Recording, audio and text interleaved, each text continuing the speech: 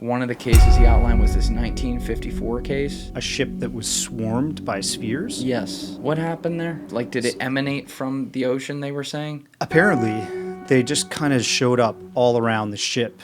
And this came from a source that basically followed Dolan's exploits and disclosure efforts. And his members can talk about stuff in their internal message boards and stuff. And this guy reached out and explained his story. He went over this account where he was on this ship and these objects show up. And everybody's like battle station, but, you know, they don't know what to do to deal with this phenomenon. And I don't know if it was this case, because there were quite a few cases we covered in the doc.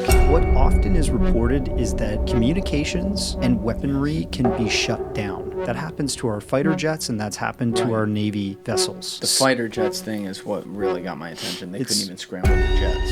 It's spooky. Yeah, that was it. They couldn't scramble the jets to mess with these things. And you know, you look at the 2019 video release that Jeremy Corbell put out there of those like flying triangles being observed by somebody first person on the deck of a Navy ship. What's up, guys? If you're not subscribed, please subscribe. Also, please smash that like button on the video and enjoy the show. Well, Darcy, Andy, thank you so much for being here.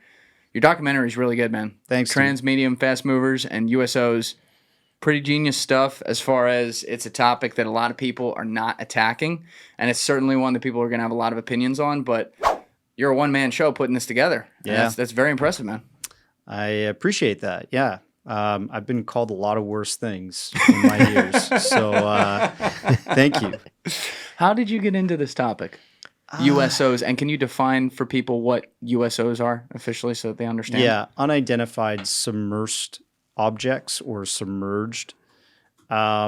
Essentially, they've been recognized in the UFO community for decades now. Like, there's earlier researchers that we touched on in the doc. Carl Feint, he wrote a book called UFOs and Water, I think.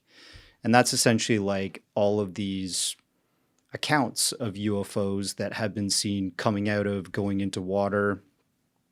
A guy named Ivan T. Sanderson wrote a book called Invisible Residents.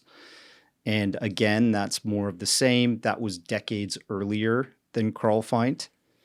And that was kind of like an established idea that maybe these things are originating from our oceans. They're not actually coming from space, like extraterrestrial aliens we would expect to be like, you know, time traveling through the galaxy to our star and then checking out our planet or something, right?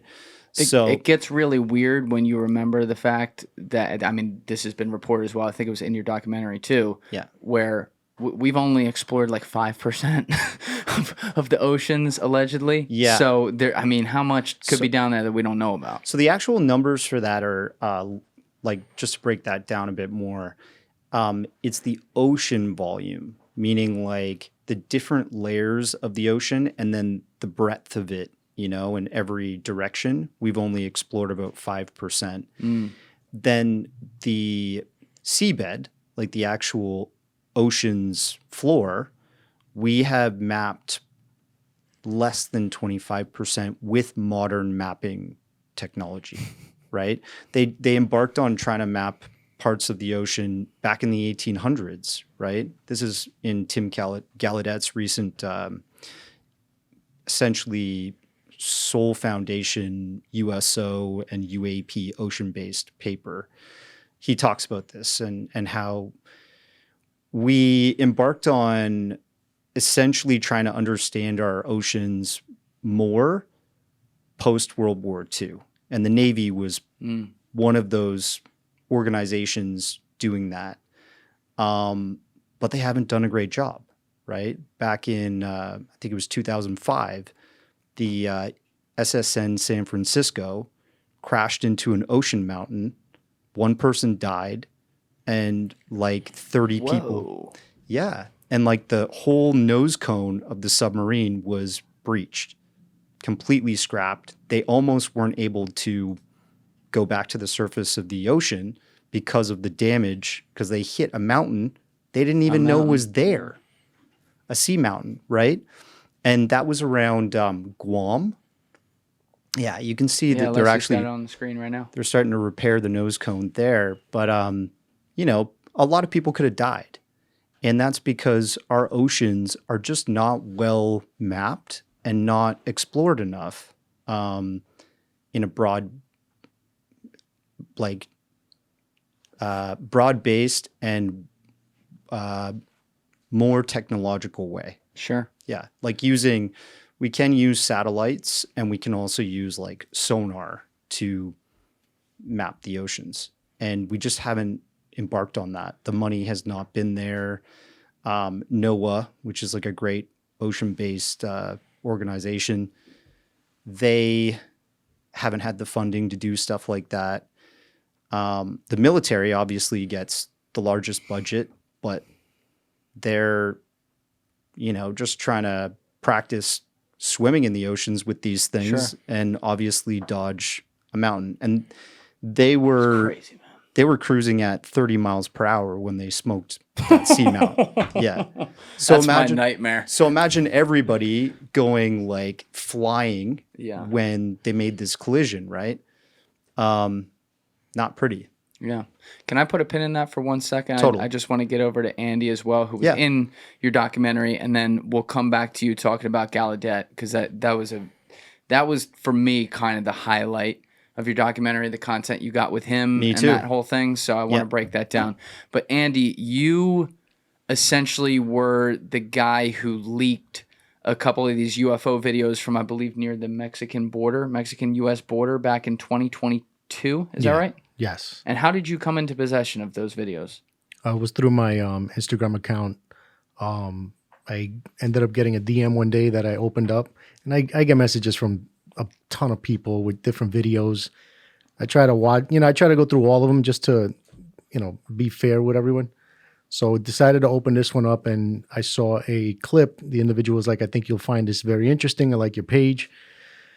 So when I opened it up, it was a cell phone recording from the person's computer in his office, and he stated that he was a Department of Homeland Security agent and that he had some interesting files that I thought that I would be, I would like, and he felt that I could share them properly the right way. So when I first saw the video, I was blown back because I knew exactly what I was looking at. I know that the camera system that was being used was FLIR, so I knew that this wasn't just some regular, Joe Schmo sending me, nonsense. So ended up questioning him, vetting him as best I could. Don't know why, but the guy felt comfortable enough to give me every single piece of document he had to prove who he was: birth certificate, driver's license. Yeah. You had a everything. Good evidence check over there. I'll leave it there. Yeah. I don't know how I got it done, but he ended up feeling that comfortable with me where he was able to share it with me. So once I saw that, I was like, all right, this guy's he's not bullshit.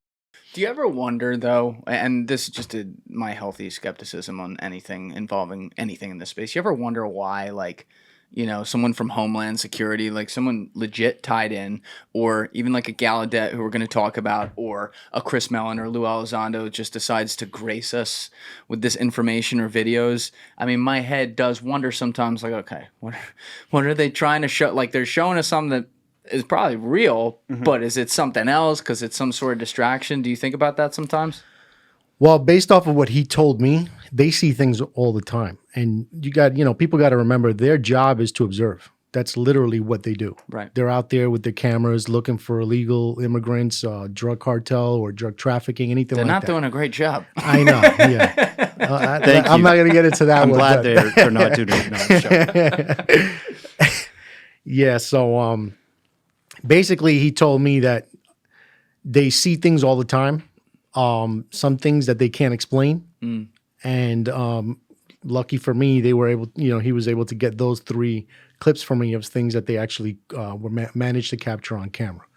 And those 3 videos were kept in a folder. I think they named it something like anomalous or some along those lines. And they would pass it along through the agents trying to get, feedback as to what it was, because no one knew. So now you ask yourself, these are guys who are trained to do this are constantly monitoring. They know the difference between a balloon, a drone, a bird, and all that. And they're seeing this that they can't understand, that they can't identify. You know, like my thing is why would you question these people? Like why put them on the spot and basically belittle their profession when this is what they do? You know? Yeah, unless, you know, they're spooks doing spook shit. You know what I mean? Like they may have, and that's the thing. Like people get so emotional about some of this stuff online. They'll get emotional with a guy like Lou Elizondo and stuff like that. And I get it. But like, I mean, I'm just not, like, I don't really take a lot of what he says in particularly seriously because he's a spook. He said he is. And that's fine. But like, that's his job. That's what he was told to do. Okay, well, my job is not necessarily to listen to that. But like people get so upset about it. That said, you can make that argument, like he's kind of an extreme example, but you can make that argument with a lot of these people, and then it makes it hard to be like, well, you know, what happens when someone comes along and they are really like saying, no, this is what it is. Yeah, so my perspective on this is that this DHS agent, look, why do people like Jeremy Corbell, why did they all of a sudden have all of these UAP videos that they're releasing? Have you ever asked yourself that? Why? Because of people like this DHS agent. So Jeremy Corbell released that documentary, Lazar, that hit a home run, that got on Netflix. A ton of people around the world have seen it, including service members in our, you know, Navy, our military, overseas in Iraq, all that type of stuff. And it opens up people's minds to the possibilities that there are UFOs out there. There are UAPs. There's something interacting with our planet that's not us, right? Possibly, right? So these service members, these people that are on board Navy boats or whatever, are reaching out to Jeremy and saying, hey, I recorded this with our FLIR, or I recorded this with my cell phone. Here it is, whatever. He vets it then. He tries to find out if the source is true, yada, yada, yada, just like the jellyfish, right? That came from Iraq, or was it Iraq? I think it was Iraq. Yeah, I the think it was. jellyfish. Or like the Mosul Orb. So people, am I doing something wrong? No. Okay. So people are noticing this guy has a fan base, he has a crowd, and they're going, okay, I want him to release this video and get it seen by as many eyes as possible. It will get scrutinized. Obviously, you'll have guys like Mick West come in and all kinds of people that are from the skeptical side. And that's how the best information rises to the top, because then everybody gets to see it. Yes. Same thing happened with Andy. That's why I appreciate his story and why I said, I got to have this guy in this documentary, because he's like another Corbell in a way. He's a guy that created a little fan base on Instagram. A Department of Homeland Security agent took him seriously, said, I like what you're doing. I see that it's a noble cause. It's not like, look at me, I want to make $1 billion off of UFO shit. Right. And are we allowed to swear? You can say whatever. Okay, sorry, dude.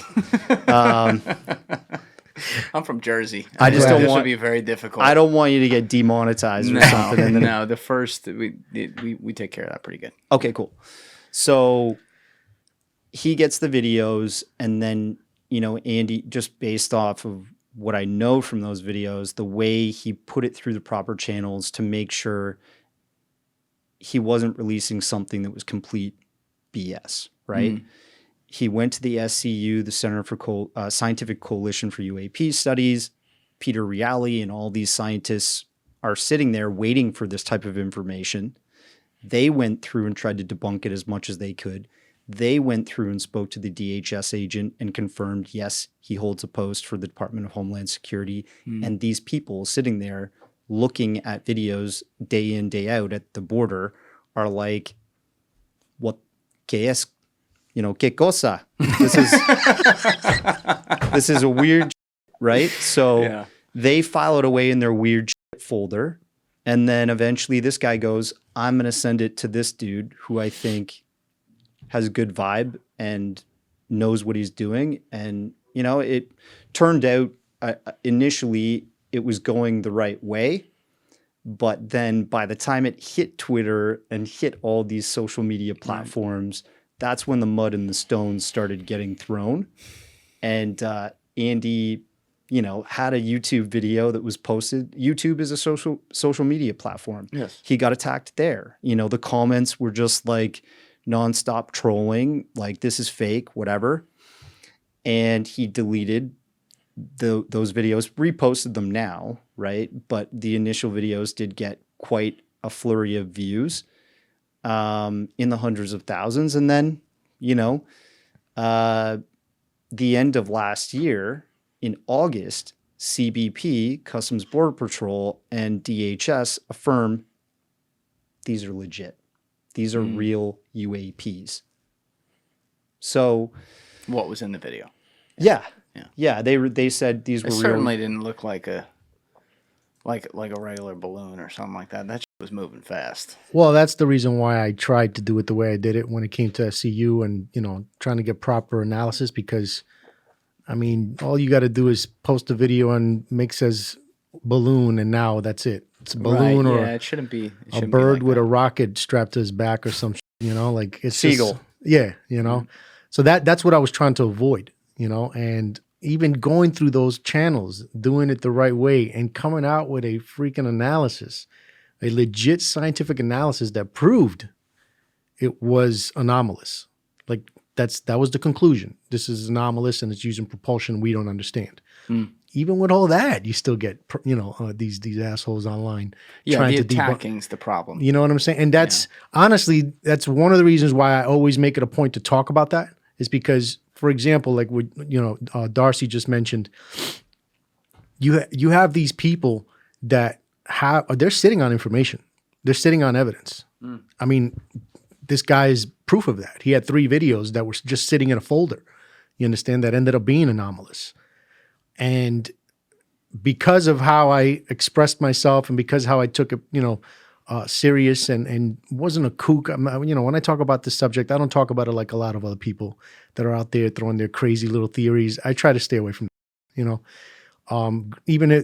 with the fact that I've seen it myself, I avoid it because I know how people are. And you get a lot of people that, it's like a fine line between reality and delusion. Sure. You know what I'm saying? See it, yeah. And, even going that route, you still get all this negativity. And the problem with that is that you stop people from wanting to come forward because of that, because they don't want to deal with that. Yeah. You understand? And just based off of what I went through, I don't blame them. You understand? Like, I don't blame anybody not wanting to come forward because this is what's going to happen. You got people trying to fight for a truth and then at the same time fighting everybody who's trying to get to that truth too. So it's like, what are we doing? Yeah. I'm asking that all the time. And especially like we were talking about before camera, but y'all motherfuckers on UFO Twitter. That shit is wild. I'm Switzerland. Danny Jones is Switzerland. Yeah. God bless everybody. Don't pick a side. Like we are not a part of this world. Yeah. I hope you guys figure it out because we do all want the same thing, and that is some form of disclosure, some form of release so that we could understand what's gracing us with their presence on this planet. Yeah. And the cynic in me with some of that also does say, are secrets in there even 2 things. One, there's government technology that we don't know about that they can't ever tell us about. And 2, there are aliens, and the way they've been able to simulate some sort of release shows that humanity wouldn't be able to handle it, like that truth of the meaning of life on a grand scale. Those 2 things are problematic for getting disclosure. But I want to know. I want to know. I've been searching that truth through the past decade. Yeah. Like making these docs about pretty crazy, like stuff that I don't really walk into a dinner party or something and bring up. Right. Like people go, "Oh, what do you do?" And I'm like, I make documentaries. And I hope that they could just stop there. And then they're like, it's not going to happen. Oh, cool. Wow. Are you on YouTube? What kind of documentaries do you do? One's the move. the ones about like UFOs. And they're like, oh. Get the fuck out of here. Yeah, pretty much. Yeah. Like, basically. Yeah, they're looking over at like somebody else in the room, like this guy, and I'm like, I see you doing that. But what got you into this? Like, were you fascinated with aliens as a kid? I think, yeah, I was definitely fascinated with it. I think for me, I'm not like I come from like a pretty atheist family, so I never like believed in a higher power. And I appreciate people that do. For me, the sort of alien thing is like as close as you could get to a scientific higher power. Like literally we're lower on the food chain than whatever these things are interacting with our planet. So it's got that like kind of wow thing for me, right? And when I was really young, I made this documentary that went viral on YouTube, got 4 million hits in like a couple years. This is back in like the 4x3 YouTube days. Yeah. OG. Yeah, I released it. I was living in Australia filming one of like my very first interviews for this documentary stuff I've been doing. Guys, if you're still watching this video and you haven't yet hit that subscribe button, please take 2 seconds and go hit it right now. Thank you. How old were you? 27, 20, somewhere around there. And I actually was covering the Westall 66 event. Oh, yeah. Yeah. That James had in the Phenomenon. That's right. I got it before him. No shit. I did. You got scooped, James. No, I'm serious here. No, but essentially this Australian journalist, she released a Westall 66 documentary. I think it's only about 45 minutes, and it featured a guy named Shane Ryan. And he's a guy that lives in Canberra, which is the capital of the country. I was living in Sydney at the time, and I drove down to Canberra. We went to the dish, which is like this satellite dish that was used in the Apollo days to track the Apollo spacecraft from the southern hemisphere, because they had all the stuff here to track when it was in the northern hemisphere, but then when the craft was going on the other side of when I guess the planet was rotating or some jazz like that, they had to switch to the Australian listening station to keep communication with the astronauts. So we went there, I set up a camera, and we just interviewed Shane Ryan in front of the dish and talked about Westall 66 and what he found. But I didn't really publish that till many, many years later in this like secret space UFOs documentary series that I've done. But just going back, for me, when you get somebody like Tim Gallaudet, you were asking before, like, why would somebody come forward like that and talk about this stuff unless they're a spook?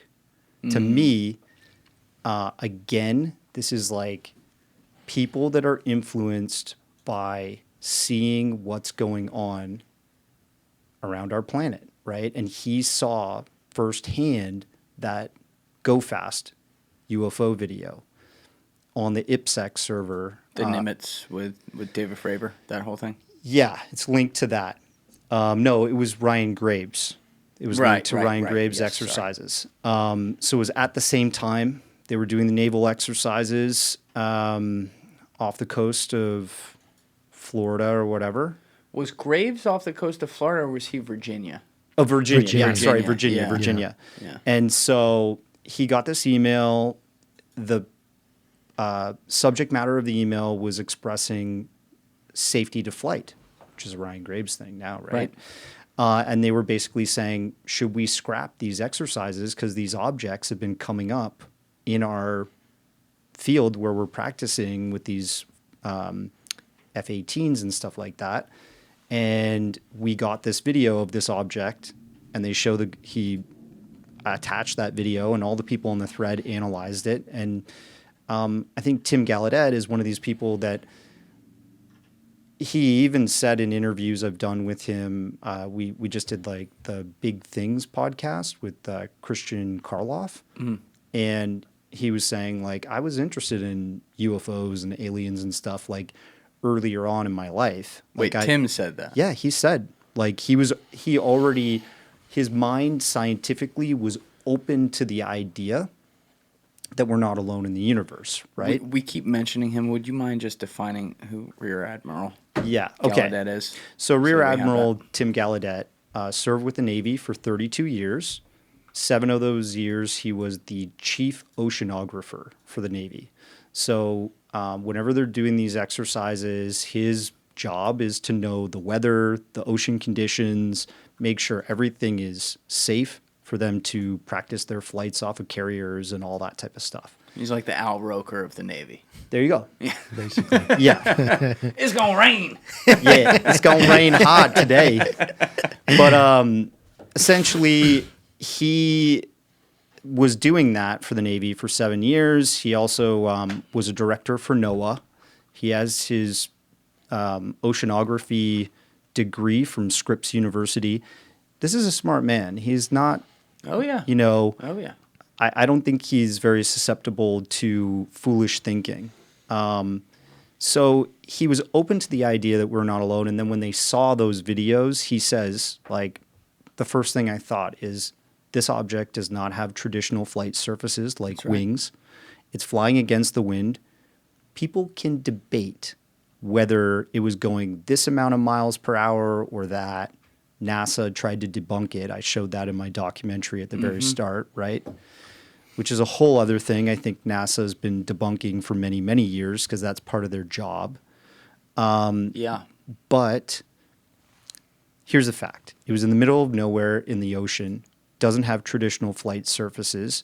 We don't know any gas or battery-based drones that can do that and could be flying in territory that is protected by the security of the United States Navy and Air Force, right? So what was this object? It has to be something highly anomalous that was trying to stay out of our purview.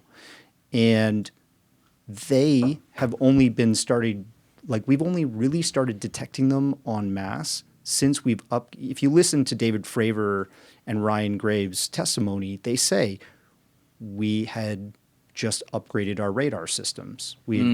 Our craft are starting to see them more and more and more, right? And, recently there was the case with Matt Gaetz going to Eglin Air Force Base. And he wanted to find out about this UAP encounter that happened with, I think, again, it was like F-18 fighter jets that were scrambled over the Gulf of New Mexico to intercept 4 objects in a triangle formation. There's an illustration that came out of that investigation that Matt Gaetz headed up at Eglin Air Force Base. And people on Twitter and stuff are saying, it's true, the Millennium Falcon, it exists, right? Because it has this weird, like, horseshoe shape. I'm sure Alessi could pull that up. But that encounter happened in January of 2023. So recently. A year Very ago. Recently, yeah. Yeah.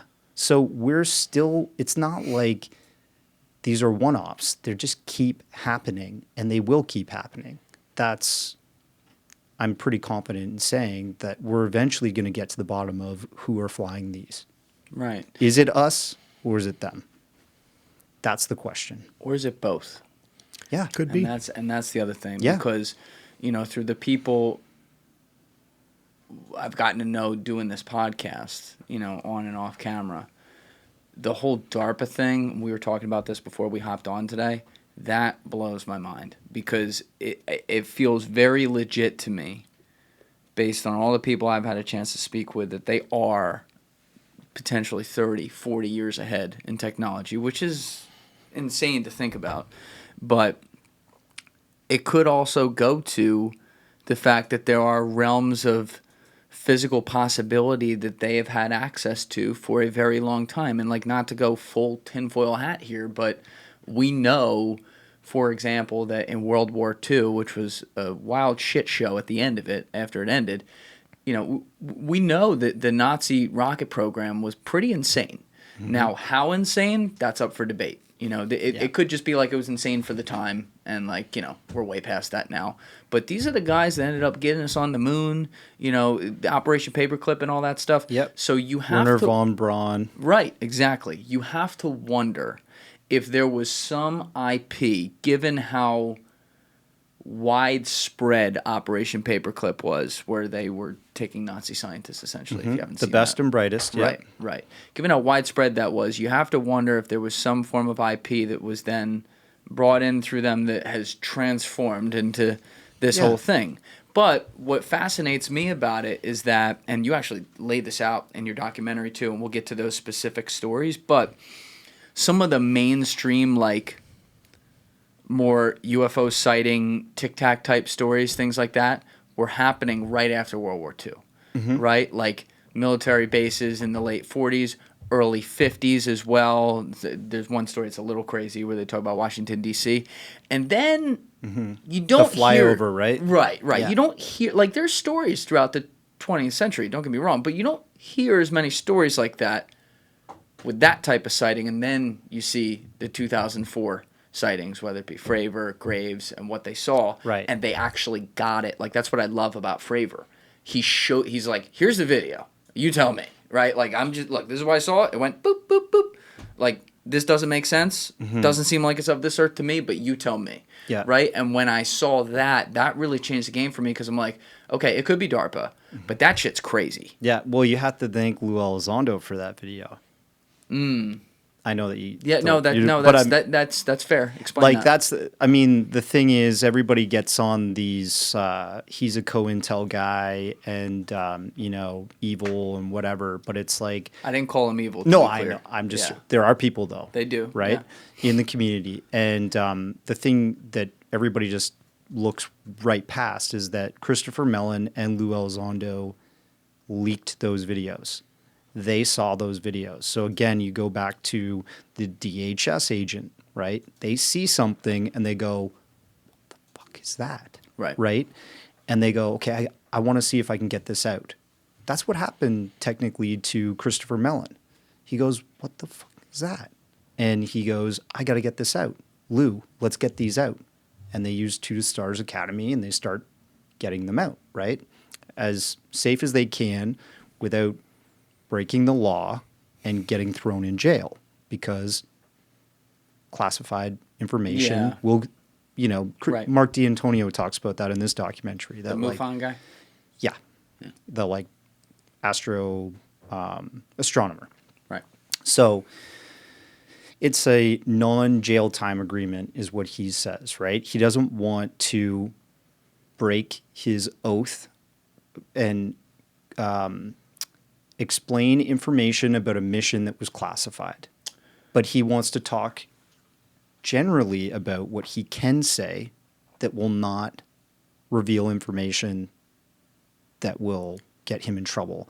And so, anyways, I just jumped around a bunch there. But what I'm saying is Lou Elizondo and Christopher Mellon, I think they started off with a very altruistic motive there. They wanted to see how the world would react if they knew that there are things flying in our skies that outmaneuver our state-of-the-art craft, known, and what is it? Are we alone in the universe, right? So part of that, like, experience you had post-2017, that ontological shock, which is like, whoa, you're searching, right? You're searching. I had that really early on in my adulthood. Like, I was probably 20, 21, working a dead-end job at an insurance sales company It's in always Toronto. what it is, insurance sales. Oh my God.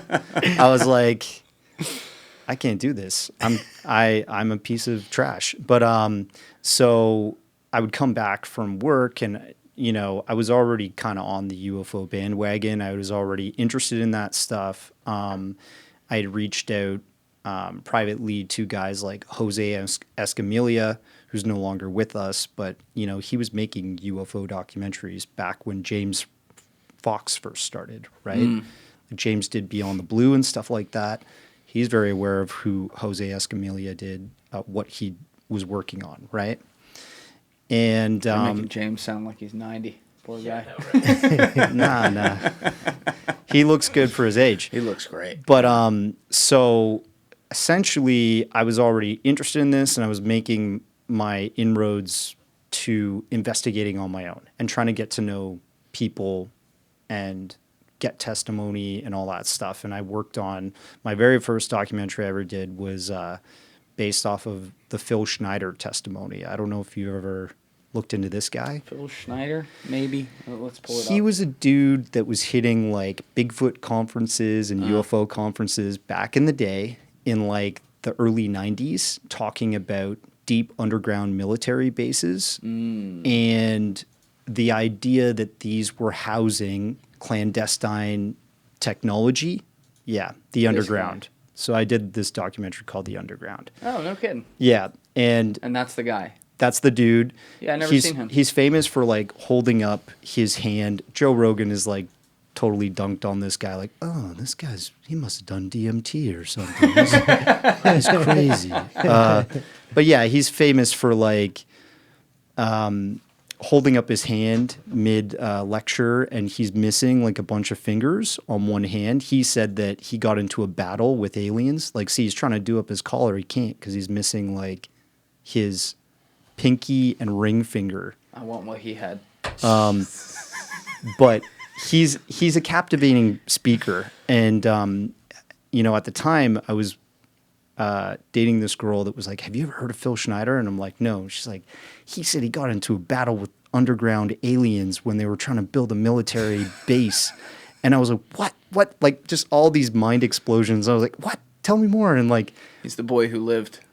Yeah, yeah. So he lived to see another day and told these tales, and but I don't think what he said is 100% true. Right. I think what happened was some of the stuff he touched on was true, which is that we do have deep underground military bases, and his dad possibly was brought over as a German scientist to work for the American. Oh, his dad. His dad was Otto Schneider. Yeah. And so I think there is some truth to some of the things that Phil Schneider was discussing. Whoa. And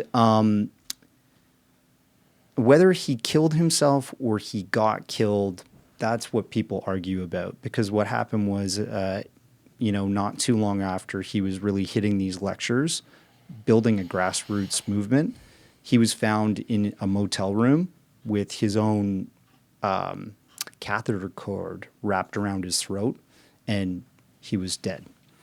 So, catheter cord wrapped around his throat. Well, initially, they didn't see it because of the swelling. They thought it was a self-inflicted gunshot wound.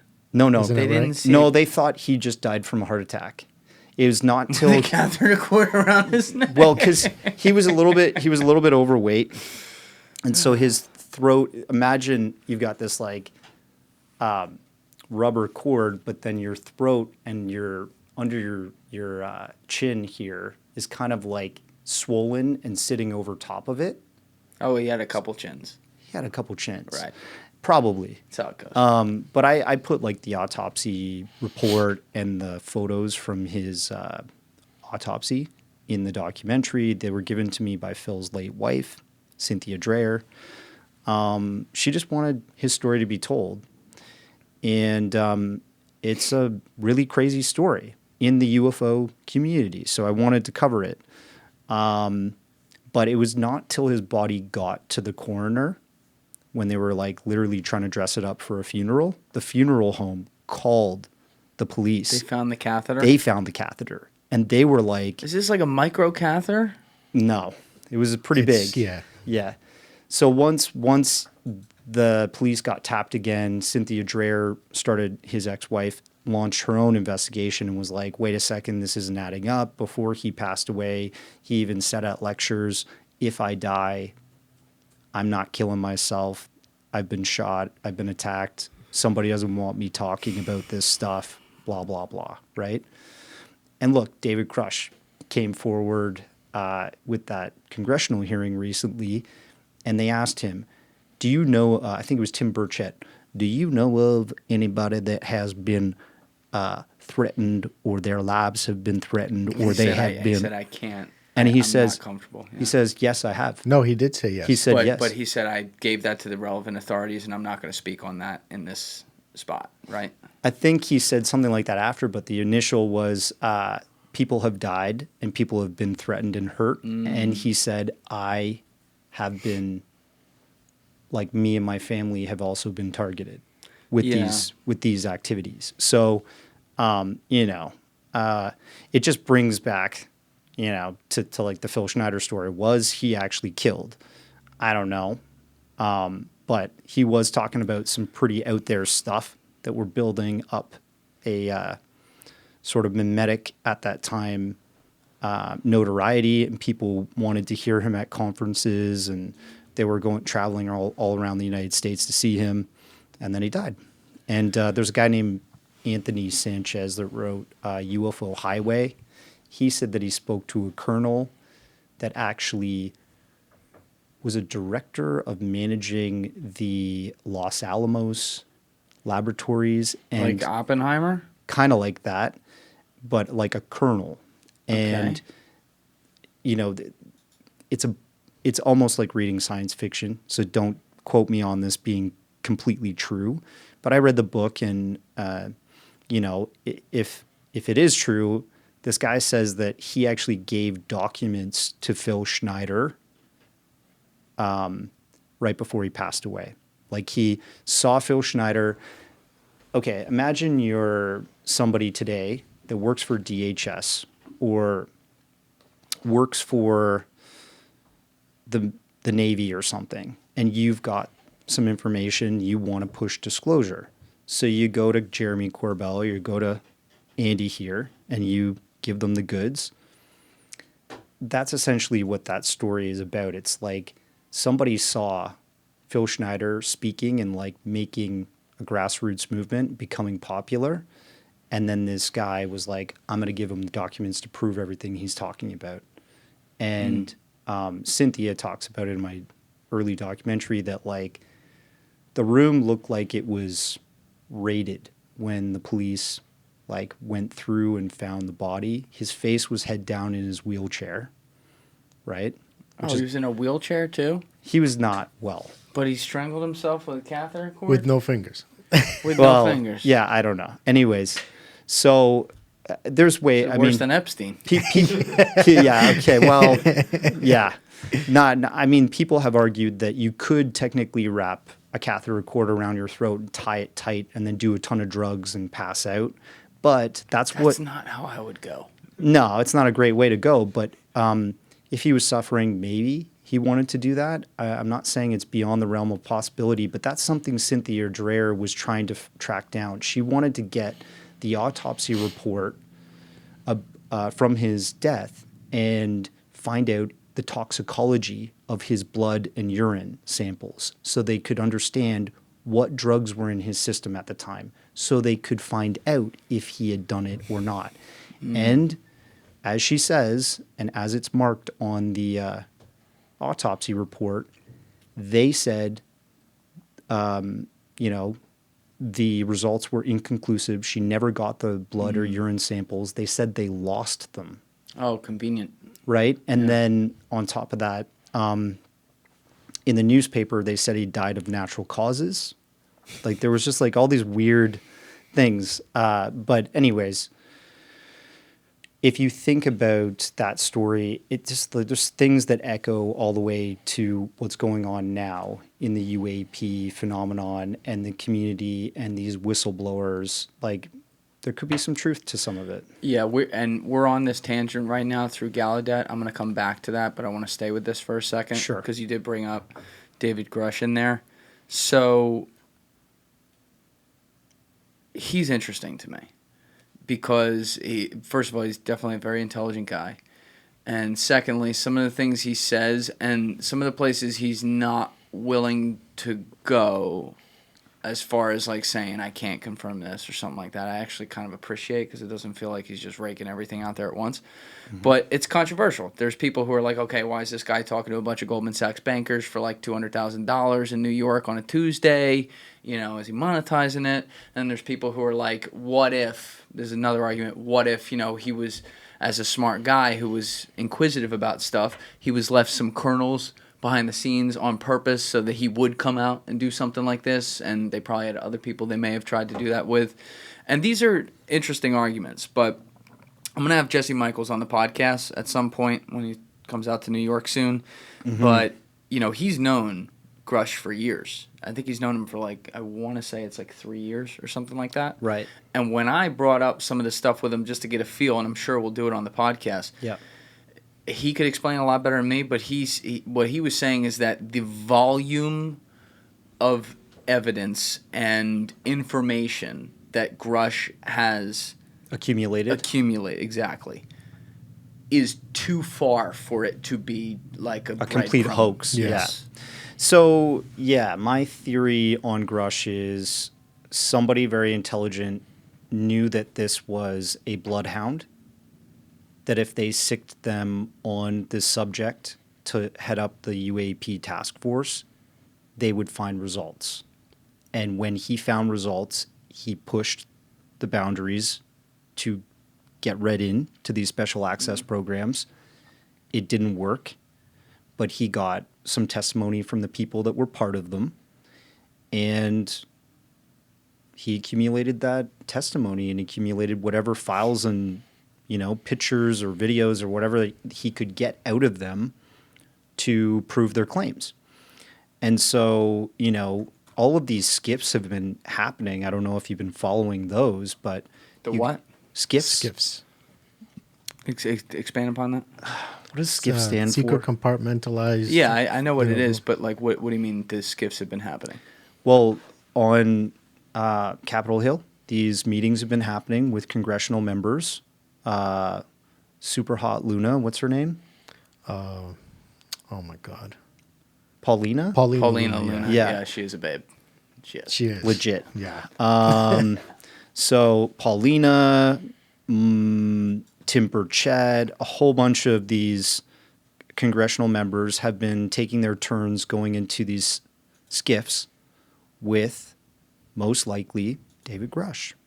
And they've been getting... And maybe some other people too, right? Maybe some other people. We don't know who's in the skiff with them. We just know that they're coming out like, oh God. You know, like there's a video there's a lot of them coming out. Have you not seen the YouTube video of like the you should try and pull that up, Alessi, if you can. There's like, just look up congressional members walking out of skiff. Yeah. And it's like one at a time they walk up to these like journalists, and the journalists are just like, so what did you find out? And they're just like, I can't talk about it, but there's something going on. You know, like they're just like, you know what they're going through, right? They're going through the same 21-year-old Darcy experience, working at a dead-end insurance sales job, basically being shocked by the idea that we're not in control, we're not alone, we're not the master of our own domain, you know? Right. So it's the and somebody's keeping that truth from us, which is the greatest crime against humanity. Well, is it though? And again, I want to know, right? But if I'm playing devil's advocate and I'm looking at it with things I can't even imagine because I'm not in there, right? But let's just say for a second that, you know what? Have you ever heard the legend, and that's really what it is? Like, I'm not sure that this happened, and I would bet it didn't. But you ever hear the Jimmy Carter legend? Yeah. That he story? saw a UFO, and he actually put that in my doc that I let you guys download, the Secret Space UFOs one. He actually sent a request to some UFO organization at the time to find out if they had any other testimony and files on what he had seen in the 1970s. Okay, that was not what I was talking about, but No? that's interesting. Okay. I'm talking about the story, and I'm putting this in huge air quotes because it's more of a legend that it maybe didn't happen. But like Jimmy Carter, very religious guy. Apparently, the story goes he got read in on some of the UFO stuff. Yeah. And the guys who read him in, I guess like, the CIA guys or whoever they were, men in black, if you will, Yep. walked out of the Oval Office and he was weeping. And he was weeping because essentially what they had revealed to him was that because of what they know vis-a-vis extraterrestrial life, all of the organized world religions are wrong. And it's really just a social experiment to make us live with ourselves and the meaning of life while we're here. And he, being a very religious guy, couldn't handle that. Now, I don't know that story happened. That's really urban legend more than anything. But when you look at something like that and you start to think about what effects societally this kind of thing could have, that's where I can see it the way of maybe the few in government who may know the truth, if they do. Yeah. Where, they can simulate these things ahead of time. They have, and forget, I'm not even talking about DARPA technology with AI and human simulation. I'm talking just the stuff we know about that Google has and stuff. They can simulate how populations will react to certain impedi, if we're going to make impetus plural, right? And I like that. If they could simulate that based on if they told the truth, for example, and put it out there, there would be social collapse around the world because people's meaning of life would just be shattered such that in the short term calamity could strike all the way up to and including nuclear war or something. Then we're almost there. Well, right we're now. almost there, which is an interesting point. But you see what I'm saying? Yeah. I could see why a one world government in that way, if it's multiple governments or the United States government, whoever it is, I could see why they're like, oh shit, yeah, we can't put that out. So I think that was the old way of looking at that, right? Like that is literally the Manhattan Project establishment in science and the military saying we need to control this topic. We need to keep it out of the public so it doesn't catch fire and destroy our social systems, which is like religion, the economy, whatever. But dude, like I thought that was going to happen in 2017 when they released the Tic Tac video and the Go Fast and the gimbal stuff, right? That did not happen. Everybody was like, huh, you see the UFC fight? I know. Yeah. You know what I mean? Yeah. Like people just go back to their daily lives because they really don't think, I don't think a lot of people can conceptualize it. And also many of the debunkers I've run into, I think they are affected by the idea that this could be real. And part of the reason why they are debunkers is because they don't want it to be real. It challenges their worldview so badly. And some of those people are deeply religious. Some of those people are part of their own ego and communal bias, like sort of rabbit hole too. Like Neil deGrasse Tyson, he dunks on ufology or UFO phenomenon Can't stand them. nonstop. He does go a little hard at that, for sure. Yeah, like a little too hard. You Yes, know? I agree. Bill Nye the Science Guy. Like, don't take him too seriously, obviously. He's wearing the bow tie and stuff. Yeah. I used to love the guy, the me friggin' too. the salt vinegar volcanoes on TV when I was a kid. Now I don't. Because, he's just like woefully ignorant towards the science that this is actually producing. Because like if you look at something that is outmaneuvering our state-of-the-art military fighter jets over our oceans and apparently in our oceans, right? Like the submarines that are being buzzed, the sonar guys are picking up. We'll get there. It would seem that there is some data collection happening on this phenomenon from the military and possibly from scientific organizations. But that information is not allowed to be given to the public, it is classified. And Tim Gallaudet talks a little bit about that in the documentary. I say to him, like, okay, if the Navy does have what's called like a fast mover program where they're cataloging Navy encounters with USOs, which has been brought up, multiple times by people that have witnessed USOs on submarines, for example. 2 people, Mark D'Antonio, on his very first ride on a submarine, has a fast mover encounter. Bob McGuire, he goes by Science Bob in the UFO community. If you watch Jeremy Corbell's Tubi TV documentary produced with TMZ, Bob McGuire's brought up by Ralph Blumenthal. New York Times guy. Yeah. New York Times journalist. And Ralph apparently interviewed Bob McGuire about his very first time being on a submarine witnessing a USO, a fast mover. So if this is happening when like civilians get invited on these, Navy exercises, classified, they're not allowed to talk about it, but it's their very first ride on one of these submarines and they're witnessing USOs, you got to think, is this pretty common? And does the Navy fully know that this is in our oceans? They're monitoring it, but they're not telling the public at all about it. And so I asked Tim, if there is a fast mover program, where is that listening data? Where is that sonar data? Where is it being stored? And he said, I'm pretty aware of what it is. And he's like, one of my jobs in investigating this is actually to find out if I can get access to that information. And currently, he's actually trying to get his security clearance reinstated to do that. Didn't he say that he believed there was a weird way he put this, that he believed it was like a partner to the Navy, but privately held or something like that? Yeah. So that was, I like made a note of that in my head. Like the way he put that, he was very tentative on how to put it. Yeah, so I referenced it like this. I said kind of like the National Geospatial Agency, which, if one might note, is where David Grusch came from. And their clients are like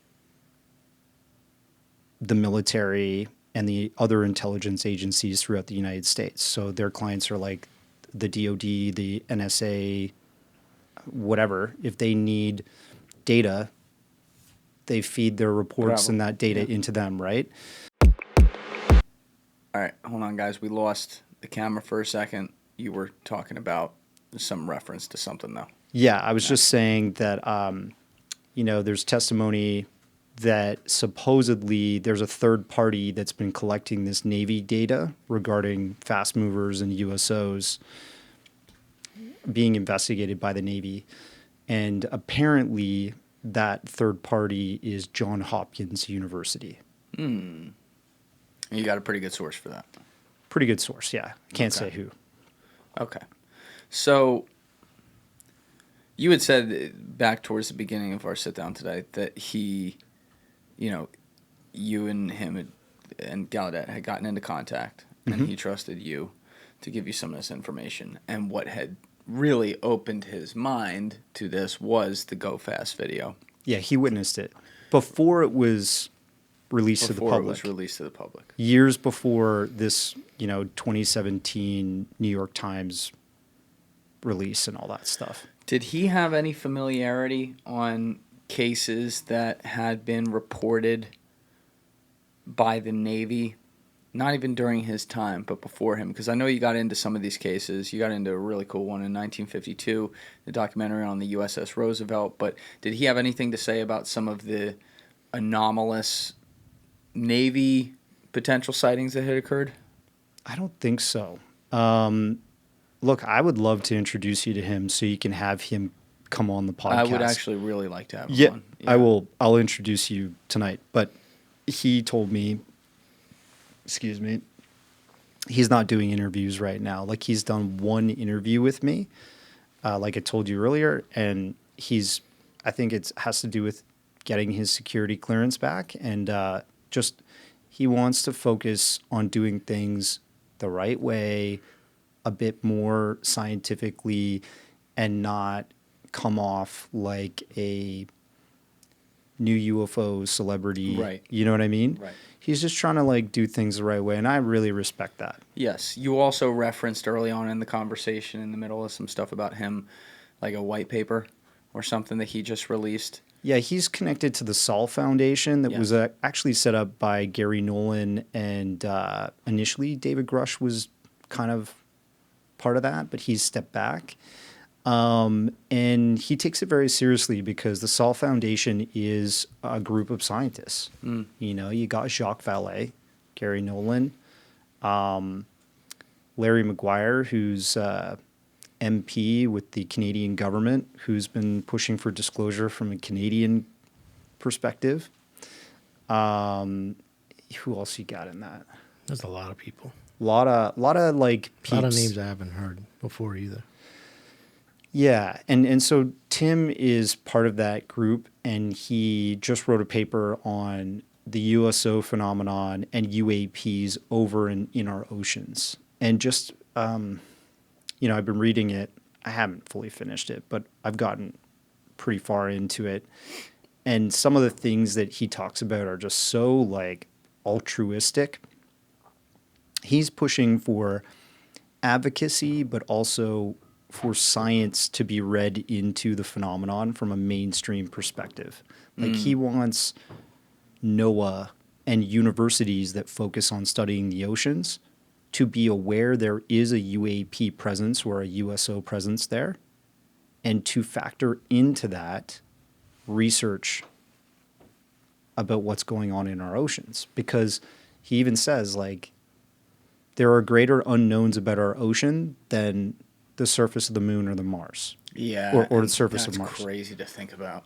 Hey guys, if you have a second, please be sure to share this episode around on social media and with your friends, whether it's Reddit, Instagram, Facebook, Twitter, doesn't matter. It's all a huge help. It gets new eyeballs on the show, and it allows us to grow and survive. So thank you to all of you who have already been doing that, and thank you to all of you who are going to do so now.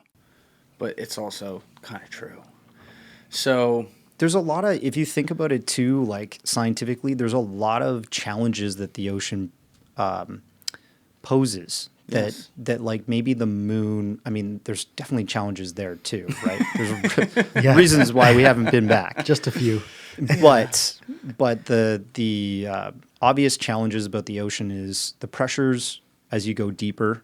You can't have a large vessel like a big Navy submarine. Right. You get into these compact little deep submersibles that sometimes blow up. Shout out Titanic sub. Oh my gosh. R.I.P. Yeah, super sad. That Tough sucks. way to go, man. Yeah. Actually, it's a good way because it was quick. Well, it's quick, but still, that's not Yeah. 2,000 meters under the water, whatever it was. No thanks. That's That's where I'm not. going. Yeah, I wouldn't sign up for that trip. But but the challenges are you have to build a craft that can withstand that. James Cameron's done it. Yes. This guy. He's a savage. James Cameron. James Cameron knows about this phenomenon. Oh, yeah. He knows what's up. Yeah. Especially if you look at, he made a documentary called Aliens of the Deep. He did. Years. Can we pull this up? Yeah. James Cameron hopping into the USO phenomenon? Not necessarily. What he poses is, could there be ocean-like planets like ours that harbor alien life Underneath. at the bottoms of their oceans? Like in Atlantis, if you will. Yeah. And the other thing is, have you ever seen the film The Abyss? Yeah, Yeah, of course, yeah. Okay. The opening of The Abyss is about a famous case of the USS Scorpion or USS Scorpio that went missing in the Bermuda Triangle. Okay? So he knows something. He's writing an actual Navy like submersed anomaly that has happened in our human history into a science fiction about aliens living at the depths of our ocean. Right. Where did he get this idea? I mean, Terminator is all about AI, right? So he's on to something there, and people are still shouting, you know, Elon Musk and Christopher Nolan's brother and everybody's saying that the end is nigh with AI. So he was on to something. Is he on to something regarding the abyss and Navy encounters with USOs or just anomalies, right? The Bermuda Triangle is a highly anomalous area. And this man here and I traveled to Puerto Rico to start shooting another USO-related documentary.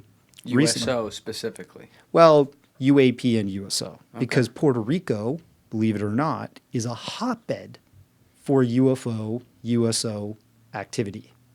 And it's right at the edge of the Bermuda Triangle. It's also... Can we pull up a map of the Bermuda Triangle, Alessi? I know we always talk about it, but like, Yeah, we should yeah. have people looking at It's it. at the edge. But it's also right at the top of one of the deepest ocean trenches in the world. And you look at the edge of the island of Puerto Rico, and right after that fall is the deepest ocean mountain in the world that goes down to one of the deepest places in the ocean. And that is where so many Puerto Rican residents have seen UFOs or USOs emanating from over the decades. Like literally, we went around the island and we interviewed so many people, and they were just like, ovnis, ovnis. Yeah. They're coming from the ocean, you know? And like, we're like, yeah, we believe you, man. There's some weird stuff going on. Yeah, I mean, even outside this, have you ever seen the underwater pyramids off of Cuba? Oh yeah, I've seen. Oh my God. Yeah. Has Grant Cameron covered that? Or sorry, not Grant Cameron. Graham Hancock? Graham Hancock, yeah. Probably. I don't know. I know Matt LaCroix's brought it up a lot in here, and he's not the only one. There's other people who have covered Okay. this. Graham probably did. But I don't know if you can pull that up, Alessi. It's the pyramids off the coast of Cuba. But they found, I want to say it was like 2,000 meters down or something, literal pyramids. And, you know, you can start to go far down the rabbit holes with these things. yeah. Totally. You're like, okay, Oh why my are there God. fucking pyramids Is that down for there? real? Yes. So this is a reproduced image. If I Okay. remember this correctly, this is not the actual image. This is a reproduced image based on the scanning that they did. But it looks like it's a combination of Egyptian pyramids and Mel Gibson's movie Signs, right? Like, but it's underwater. Yeah. So you think about, and this is right off the coast of Cuba. Yeah. So you think about stuff like this, and you start to wonder, again, you get back to that 95% or whatever it is Yeah. that we haven't even looked at with the oceans and what could be happening. It is believable that there are anomalous things happening. Because by the way, Yeah. if I were running some secret government stuff too, guess where I'm doing it? I'm doing it at some of the anomalous places where, you know, maybe, I don't know, it's deep enough down there, it's a little bit remote.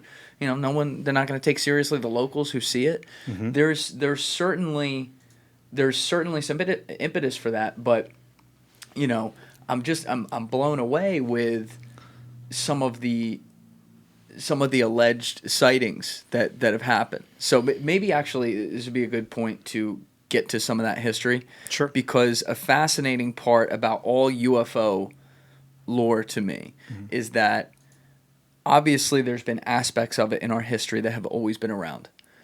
But the post-World War II ramp up of like people actually, and again, they had more access to report things far and wide because mass media was starting to form in that period. But like of these sightings all over the world, and particularly when you bring in like nuclear bases and things like that. Or nuclear detonations Correct. in the ocean. Yes.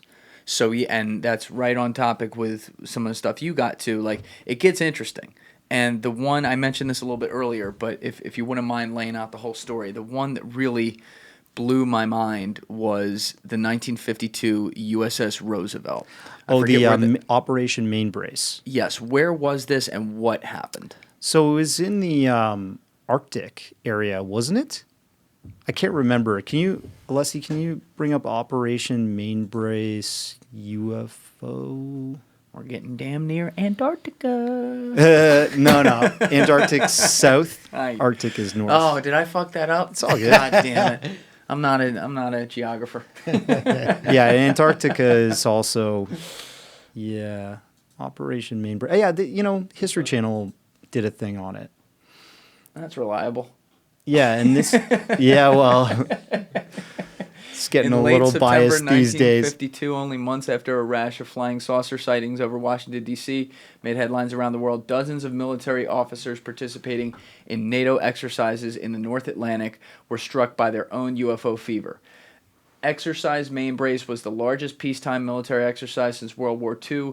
The war game-style maneuvers simulated NATO's response to a mock attack on Europe, presumably by the Soviet Union. The Mainbrace operation involved 200 ships, 1,000 planes, and 80,000 soldiers from multiple NATO countries, including large deployments from the United States and the United Kingdom. And this is where allegedly a USO sighting occurred. Mm-hmm. Well, it was more UFOs over the ocean and seen kind of like coming from, it's like, could they have been coming from the ocean? I think that's what I'm kind of posing is like, we used to look at this phenomenon as it must be coming from space, which it could be. But what if it's emanating from our oceans? Kind of like the James Cameron sort of theory, right? They've got a facility where they've got a location that's hard for us to reach without our craft exploding. You know what I mean? Mm-hmm. And they have superior technology. They're out of sight. They're out of sound most of the time, unless we're doing some military practices that may jeopardize them. And, I show this video in the doc that Andy actually gave me. He's like a wealth of information, and that's the Bikini Atoll? The Bikini Atoll bomb testing. I used to have that picture in the old studio. Yeah. Well, there's actually 6 objects that come up right near the blast zone of that footage. If you pull it up. Really? Yeah. They literally nothing there, and just 6 objects materialize right around the blast zone. So in Bikini Atoll. Yeah. In that famous picture. The video. From the we have that video? Yeah, I think it's I only had the picture on the wall. I think it's in the you can find it on YouTube. They have the whole, because they made like a little like movie out of it or something like that. Interesting. And right as the blast is occurring and the water's, shooting up into the air, you see 6 objects, white objects, just appear out of nowhere. Okay, let's watch it right here. We got it on the screen. Okay. This might be a little bit different from the one that he's got. I think the one he has is not necessarily Bikini Atoll. I think it's 1950s 50, instead of 1946. Okay. You can pull it up in the doc if you want. I think you downloaded it. We did. Yeah, I airdropped that to you, right, Alessi? Yeah. The full doc. Do you remember what part that was in? I think it's. I think I used it before I went to Richard Dolan. So that's early. Because you went, his first appearance was like probably 15 minutes in. 20 something, maybe. Yeah. We can pull it up in a sec, but I'll let you sort of scan through. But, yeah. Is it that? Nope, keep going. Yep, keep going. That's still MUFON guy right there. Yeah. That's D'Antonio. Yeah. And then... keep going. That's this Jim guy. Goodall. I remember this dude. Yeah. He was the best dressed guy in the doc. We smoked a lot of weed before that interview. That guy, I'm telling you, that guy smokes like this stuff called Chernobyl, and it like blew my. It's called Chernobyl. It's called Chernobyl, and it like is so high in THC. I was like I was having like ego death in the middle of the interview. I was you were doing it while you were on camera? Yeah, I was talking to him. No, he had to go back. Oh man. Sorry, Alessi. But yeah, I lost my mind when we took that hit of marijuana. That's the least surprising thing I've heard. Oh, there. See, you see the film clap? Right there, that's it. Go back a little bit. Well, you just... Back. Yeah, I know. You just have to like double click that backward button. Yeah, and let it go back. I don't know. Click it again. It might be forward. I think Alessi's on the right track. Yeah. But we'll let it come up in a sec. yeah, it's like you look at like a video like that, and is it an atmospheric phenomenon that's being formed from the detonation of this nuclear bomb? Like, I think it's the hydrogen bomb they're testing at this point, because they came to that later in the ocean. Or are these UFOs showing up? Right. Right? I guess this is it This right is here. it. UFO Navy event 1958 hydrogen bomb test. Yeah. So you're saying there's 6 objects that? Oh yeah. There's 3 there. As the camera pans up, you see another one up top. Yeah, kind of like lowers The in. original Yeah. footage, you can see it much, much clearer. Okay. But, so Andy and I are talking about it, and we're like, wait a second. What if we're bombing these ocean areas where... So basically, if we are sharing the planet with something, right? If there is a species or some kind of intelligent race that exists here on this planet and are possibly using the oceans as their home or their base of operations, and we're detonating these explosives or these nuclear bombs in the oceans, that's going to be a concern for them as well, because the energy released from these explosions is not little. You No, understand? no. And we all know it travels very well through water. Sound and, energy travels very far. So it's going to affect them as well if they're down there. You understand? It may be a danger to them as well. Do you think that at the time of us doing a test like that, we didn't have any intelligence to say they're down there? So that's why, meaning we wouldn't have done it if we knew that, because we would have feared the reverberations of the punishment they may inflict upon us. I know that we've had our incidents where we've seen these things, but I don't think there was any real correlation with the ocean yet. So I think it was just us doing what we were doing and doing the tests. And then, if you know, once we began doing these tests and these explosions, the uptick in sightings, just skyrocketed. Yes. We had a lot more incidents. And if you put it in that perspective, then if something was there, now we're a threat to them and their existence down there.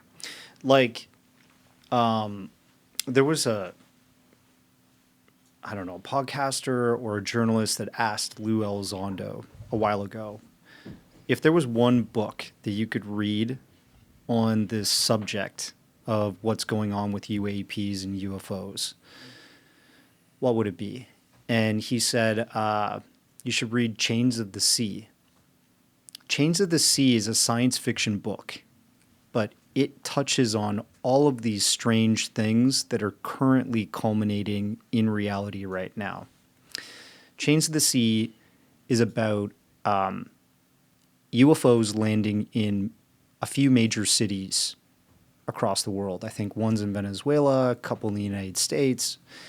And when they land, we have artificial intelligence on the planet that's very advanced, which we're getting there now. Hasn't gone rogue or anything yet, but we're starting to see some major things happening, right? So AI interfaces with these landed non-human intelligent extraterrestrial craft. Humans interface by attacking them. The AI has a conversation with the non-human intelligent extraterrestrial beings that have landed. And the AI starts having private conversations with them because they realize the humans have lost it. They've probably blown their chance to have a good dialogue with this higher intelligence. And when they ask the extraterrestrials, what's up? What's going on in reality? The ETs say, the humans are not actually the masters of this domain. There's other intelligence that are higher and more superior that are also living here that have more mastery over this domain. And some of that was alluded to being ocean-based. So it just kind of and I think he said that it was only 25% accurate, if that, but he was trying to say all of these things are at play here. And look, artificial intelligence might be part of every advanced civilization's natural progression with technology? How do we know some of this UFO activity is not something like a von Neumann probe, Yeah. right?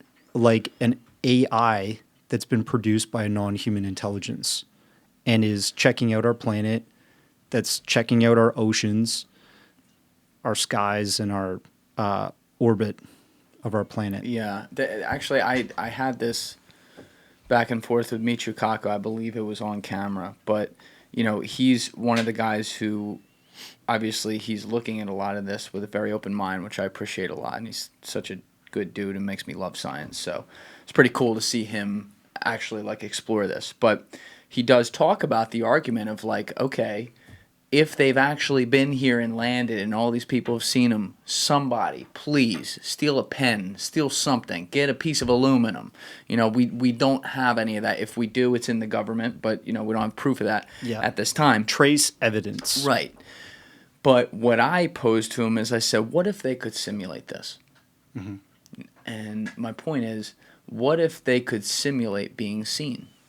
What if they're so far ahead, whatever these advanced beings are, that they could simulate, oh, we want to make sure these assholes on this island here see us this time, or we're going to actually land and, like, have an interaction with them. They're not going to get shit from us, but we're going to talk to them, you know, telepathically or something like that. Mm-hmm. And then people are just going to have to be like, they're crazy for the rest of their lives because they want to fuck with us, because it's like their video game. Like, oh, let's see what these cute little humans with sticks do to each other. Like, what if that is a part of the calculation for all of these UFO sightings? It could be like that. You know? It could be one of the reasons why, you know, they don't want information coming out as to the reality of it, because it might just mess with everybody. I mean, you know, you wake up every day believing in something and then have that reality just shattered in front of your face. That, you know. You sure as hell don't want to go sell insurance. Duh, I know. But I mean, from, you know, and I know we spoke about this before we started, but from personal experience, I do know how this can really affect people. Yeah. Like, I've met people as well who, you know, I'm very skeptical when it comes to stories, even though I've had my own experience. What was your experience? In Long Island during the early 90s, I basically was outside in the pool with my best friend, and it was mid-afternoon, like I would say like maybe 2 o'clock. I was about 13 years old, and right above my house was sitting a craft. There's no other way for me to explain it. And what did it look like? Classic disc. It was just literally, only way I could describe it is like it was stuck in the sky. It wasn't moving, it was just there. How close to you approximately? I would say about 150 to 200 feet. And like, how big-ish, like ballpark? I would say it was about 50, 60 feet diameter. Like it was big. Did you say this was broad daylight? Broad daylight. There was no lights on it or nothing. It was the actual physical object. So you and your friend both saw it? Yeah, I looked to my left and he was staring up right at it too. So that's kind of why I was like, all right, I'm not going crazy, which helped. Yeah. Because and this is why I say what I'm saying, because this is so far out there that your own eyes don't believe what you're seeing. You're literally standing there staring at this thing, and your brain can't comprehend what it is that you're looking at. Did you have any concept of time and how long? Yeah, we were able to see it for, I believe it was a good, I would say like 3 or 4 minutes. That's a long time. Well, it was sitting there, absolutely still, and then after looking at it for a few seconds, it began to move to the left of us, which is east. And I tell everybody the best way to describe how this moved, because it was believe it or not, the movement was the weirdest thing. Yeah. Not the craft or anything like that. It was how it moved, because it was so odd. Like, I mean, it could change direction anti-gravitationally in a way. Well, it was. I explain it like a. You ever play ice hockey, air hockey? Yeah. You know the air hockey. Exactly. Yes. And then you just give it a little tap and it moves. That's literally how this thing, like, moved. It was the weirdest thing. How old were you? Like it was nudged in the sky or something? Yeah, it's so weird. I was about 13 years old when I saw this, 13 or 14. Do you still talk with your friend today who was there with you? I haven't spoken to him in a while, but the last time I did speak to him, he kind of like pushed it off. Because, you know, there's just some people that will gravitate towards it, and other people will just want nothing to do with it. 3 to 4 minutes is a long time Yeah. to be seeing something like that. I mean, Was there any light emanating off of it? Like, do you remember anything that stood out, so to speak, besides what you've already laid out, obviously? Metallic. I could see the surface texture of it. That's how close it was, how clear it was. It was like I describe it like a DeLorean. Like when you see the DeLorean texture, it was similar to that. At one point, as it was moving, you can the sun's light reflected off of it as well, which is another piece of information that told me that okay, I'm not going crazy. This really is there, and it just continued hovering to the east. I would estimate probably like at the speed 10 miles per hour. I would assume it was very, very, very slow. So it's not whipping. Nothing. Made no sound or nothing. Do you remember it arriving, or did you just look up and it was there? We were playing. It just got the sense to look up and boop, right. That's where it was. Whoa. Were you guys hitting each other with noodles? Right? Trust me, after Wasn't that. that the best part of being in a pool? As soon as we got the noodles, man, we were either shooting this stuff out of the middle of it at each other That's or... it. So they did I that know. in Canada? Oh, baby. Really? We love the I noodle thought it was wars. like 20 degrees up there at all times. Bro, we get off our polar bears sometimes. Okay. Yeah. Their noodles didn't whip. Their noodles just clobbered. from Gotcha. Frozen. Fall apart. Alessi, do you remember, I think it was episode 1945 of Rogan last year with Eric Weinstein, the one where he went, Michikaku. Michikaku's out of control. He got deep on the whole phenomenon in that. And he talked about, he was going like big brain shit during that whole like 4-hour thing. But he talked about was it at Stony Brook, something located with Stony Brook University, like some lab or something like that out on Long Island. Brookhaven. And I Brookhaven think that's Labs. it. Yeah. So I didn't really know much about this, and I really should look into it. But that's another thing that makes me wonder, because apparently the question is it, like we said earlier, is it one or the other or both? Are they studying like the phenomenon and creating crazy technology there too, so there's appearances of both? Or are they strictly studying the phenomenon and it's being observed by this East Coast location pretty close to New York City, which is, obviously like the biggest city, most important city in the world? Or is it strictly all weapons and, they're like deploying it in the area? So it could be any of these And they things. say it's alien to throw off our adversaries from knowing we have this technology. It's kind of like a psyop on our adversaries to make sure that like the public thinks it's not human-made. That's right. American technology, right? Yeah, I try not to get, you look at empires in world history, right? They always end when people are like, we're good, we got this. I know. You know what I mean? So I'm always cautious with that, because like there's things where it's like, I'd like to see America still be great for my grandkids and everything, but I wonder sometimes vis-a-vis weaponry, be it DARPA or whatever, if we are so fucking far ahead in the race that everyone else thinks they're actually winning. I mean, but even still, where did that technology originate from? And there's a very good point. Is it human ingenuity? It could be. 'Cause Yeah. it could have been from a certain point, but what inspired that? Yeah. Like, look at, for example, you mentioned Hitler. 1933, I believe it was, with that object that crashed with Mussolini. Oh, that Yeah, was, in Italy. In Italy, That's what Grusch talked Okay, about, so right? I mean, what made Hitler so obsessed with UFOs and the occult and all that? Because he Yeah. had a very big obsession with UFOs. Yeah, the Nazis and the occult thing. That the was like Vril a real Society Yeah, the Vril. was like influencing the Hitler in the upper ranks, apparently. Can you explain this? The Thule Society and the Vril Society, I think. They were Yeah. like kind of like a group of occultists.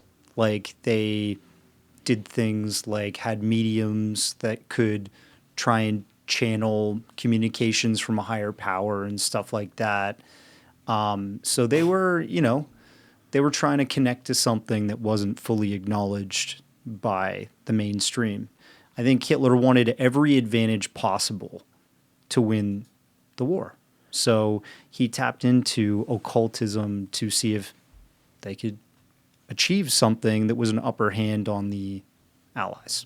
I always wonder what, like, obviously he was hell-bent on world domination, and he was a massive raging narcissist on a lot of drugs. We know all this stuff. But, like, beyond that because of just how wild he was, right? Like this completely uncontrollable human.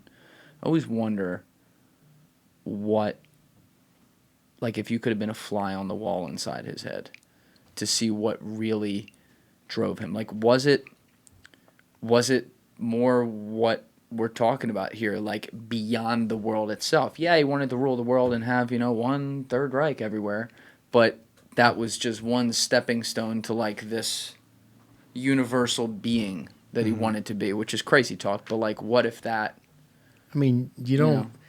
I always, bring up like the fact of him wanting to create a master race of blonde-haired, blue-eyed people, right?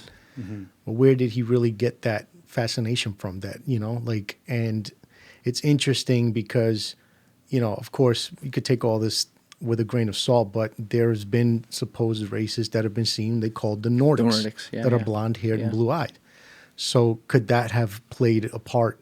I'm a Nordic. Yeah. Half Nordic. Nah, I'm too stubby. You're a ginger, bro. It's a fair. I got a half a soul. Some of this is like lore, but other is based in some purported historical reporting of how Hitler thought about this. Yeah, if you talk to Rick Doty, he'll just start. That name's familiar. Rick Doty is the guy behind. Have you ever heard of like Mirage Men, the documentary about Paul Benowitz getting like psyoped by a Office of Special Intelligence? I'm thinking of Rick Dalton. I'm sorry. No, it's all you. Rick Dalton. Rick is like Rick has been around since the 80s, and he worked for the Air Force OSI. Okay. Air Force Office of Special Investigations. He's basically a man in black. He looks like it. Looks like a porkier Tommy Lee.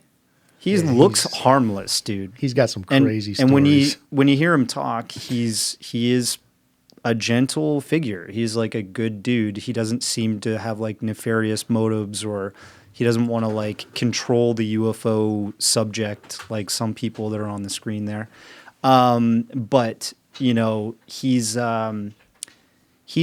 said that like we have knowledge, the military, the government knows about all of these different alien races that are out there interacting with us. But you have to kind of take it with a grain of salt because Rick Doty has a background. Like if you're going to talk about maybe Lou Elizondo being counterintelligence. Yes. This guy 100% held that position in the 1980s, and he tricked this guy, Paul Benowitz, into believing that there was a alien base at Dulce, New Mexico, and he also convinced Paul that the government had an active communication back and forth with these aliens, and that he was receiving alien communications on his like radio. Paul Benowitz was a successful commercial airport owner and operator, had millions of dollars in the bank. His family was happy. Then this strange radio communication that he tapped into, which possibly was coming from Kirkland Air Force Base, convinced him that he had intercepted some kind of non-human intelligence radio signals. And next thing you know, he's calling up the Air Force Base and he's saying, hey, I think I've tapped into something that's anomalous here and I'm seeing UFOs. He was also concurrently seeing UFOs flying around the Kirkland area, supposedly. And who did they send? They sent Air Force Office of Special Investigations agent Rick Doty to his house. And Rick said, tell me what you've experienced. Tell me what you've seen. He got the debrief from Paul Benowitz, and then their relationship started there.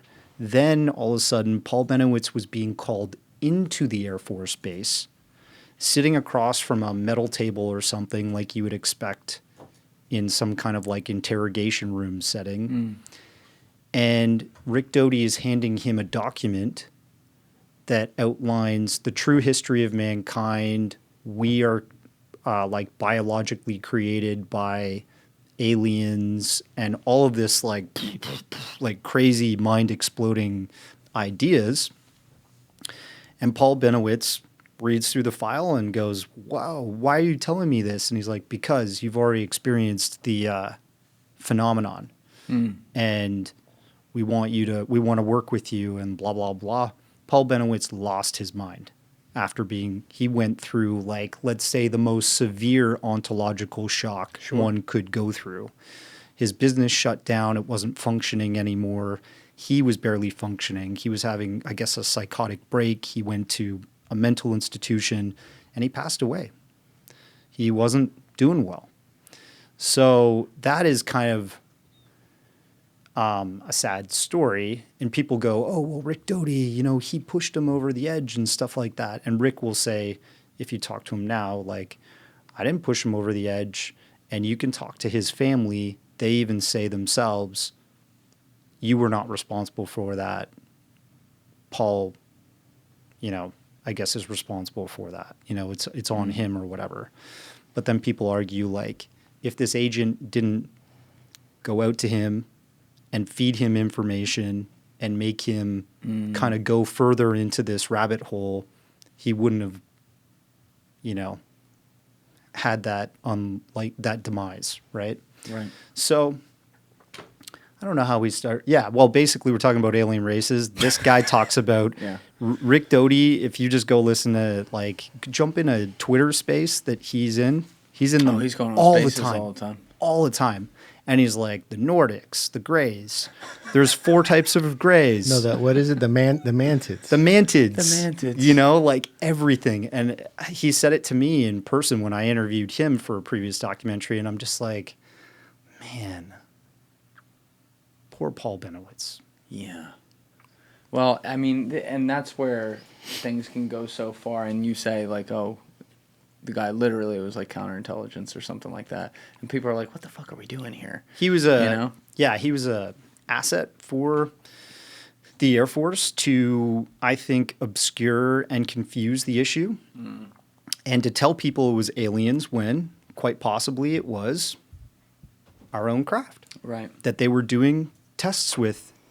And when he tells them at the end, he goes, "Look in the lap, please." Yeah, exactly.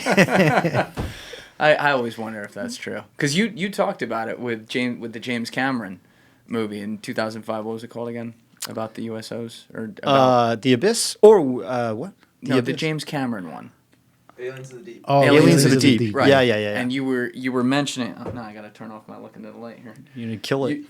You were mentioning how it's like art imitating life, or does he have information there? And people have talked about this all the time with Spielberg.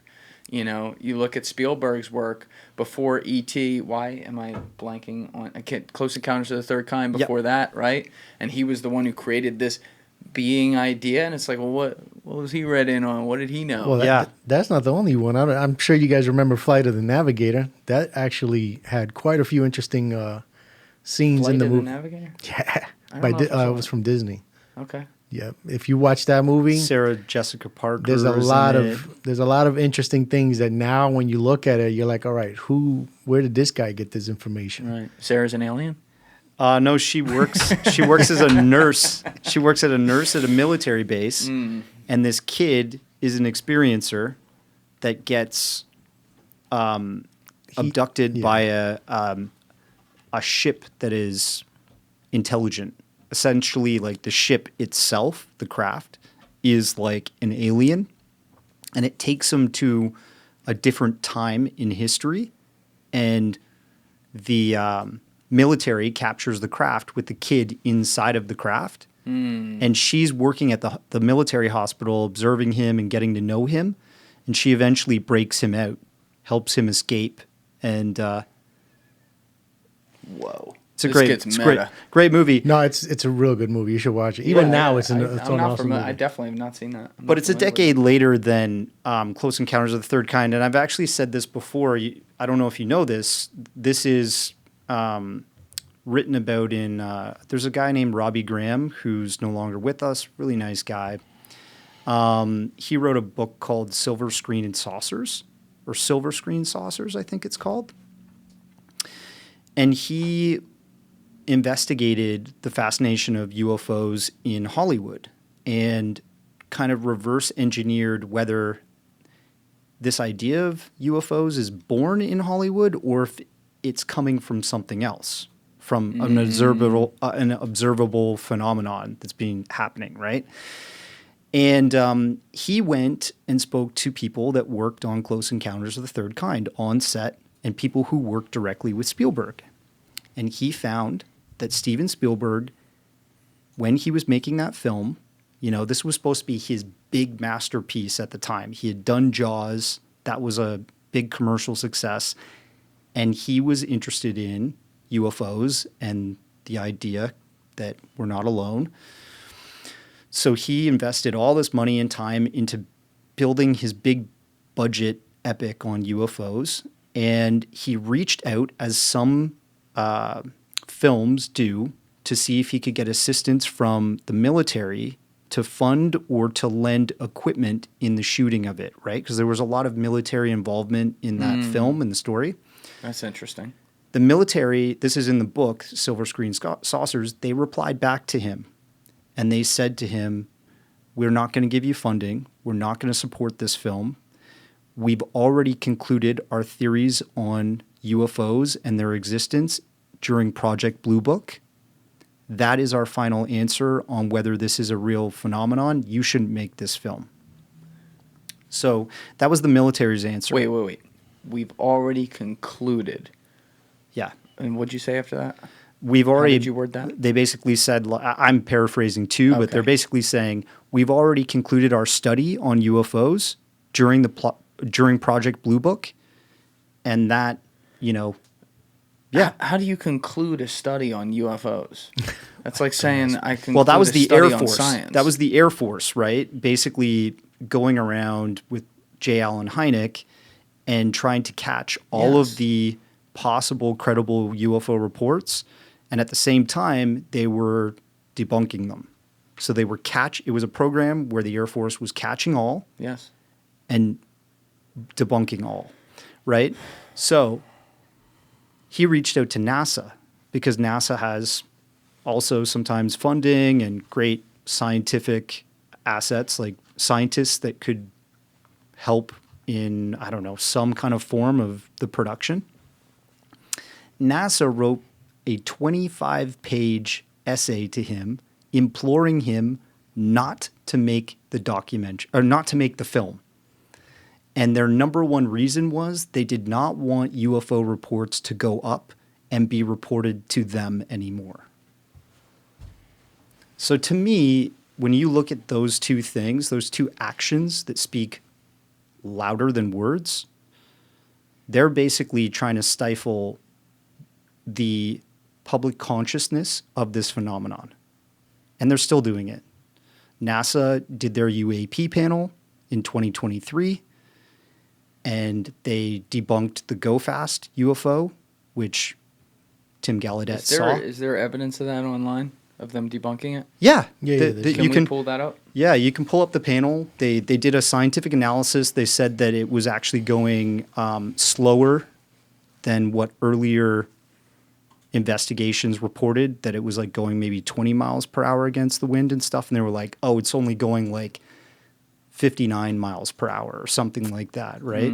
But then again, it's like, what even goes 59 miles per hour against the wind in the middle of the ocean, yada, yada, yada, right? Is this it, Alessi? This is their official... This looks like news, but you can look up... do NASA. Go to you could just put NASA UAP panel 2023, and that should probably bring it up. UAP panel 2023. Yeah. Okay. And they have it on their website. Yeah. Right here?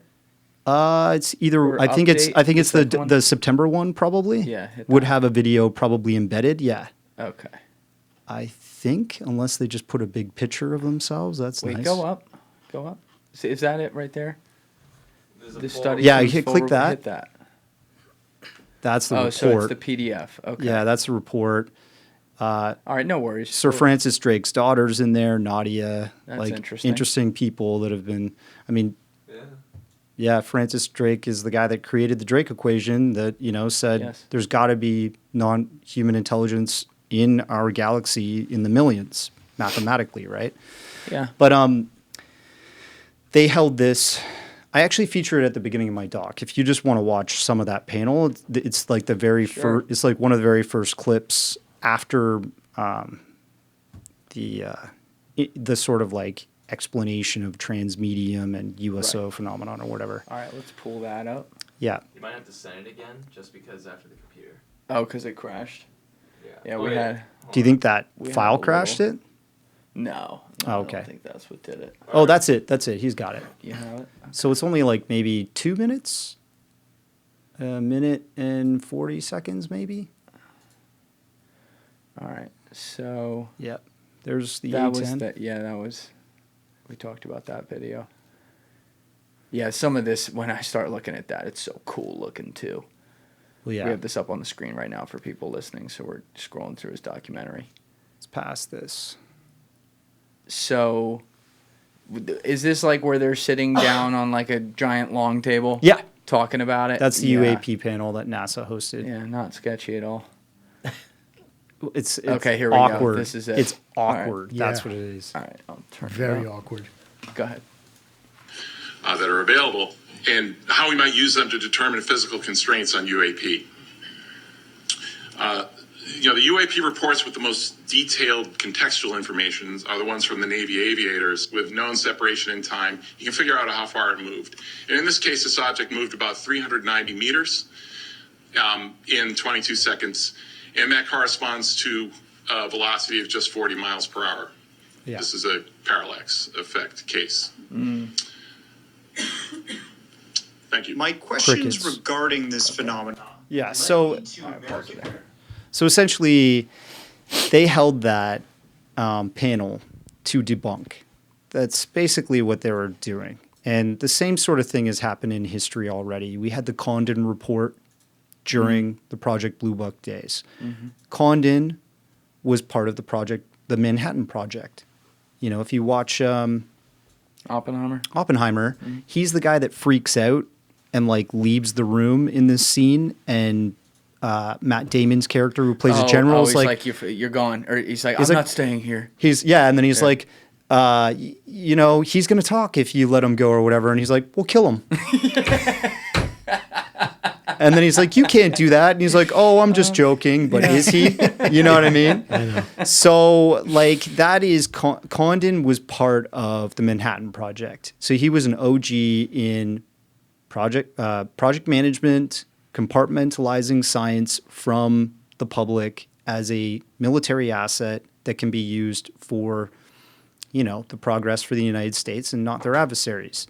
And so Condon was tasked with debunking the UFO phenomenon. So wait, he's tasked with, like, the task itself is, we want you to prove that this is wrong, versus we want you to go evaluate this and tell us if it's true or false. Let's say he was tasked with evaluating it, but you got to look at him as, like, at the time, the NASA, because NASA was nothing. Like, NASA was only formed in 1958 as they NACA. needed Werner von Braun to come in and do his Yeah, thing. exactly. They needed the Nazis. We need the Nazis I to know. come in. Yeah. So Condon was an established figure in the scientific community from the Manhattan Project days, and he was brought in to evaluate the UFO phenomenon.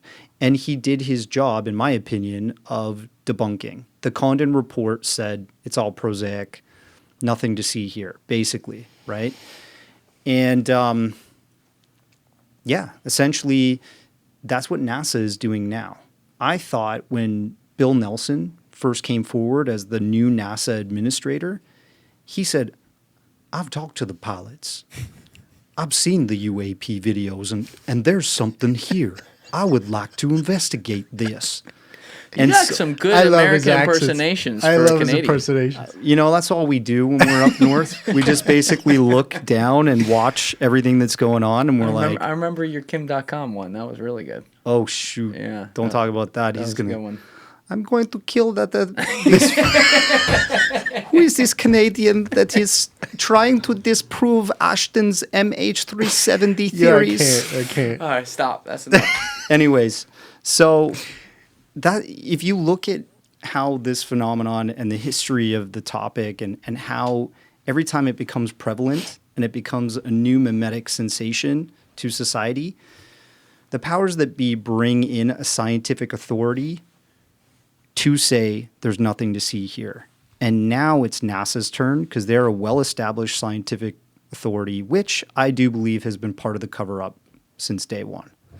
But there's also now a lot of people, like we were mentioning earlier, from the science community who are going the opposite way on this and are looking at it, which is great. Like Eric Weinstein, yeah. Yeah, and that's one of them. Obviously, Michu's one of them. Mm-hmm. And like listen, we were talking about it off camera too when he was there. Like that, it's very legit, and he's ambivalent in a way. He's like, well, like we'll figure it out. But it's not like I don't know if I want to look at this. He's very fascinated by it. Yeah. But we need more of that. That's what I admire about Micho. He's open to it. Yes. And now we were just talking about that on the way here.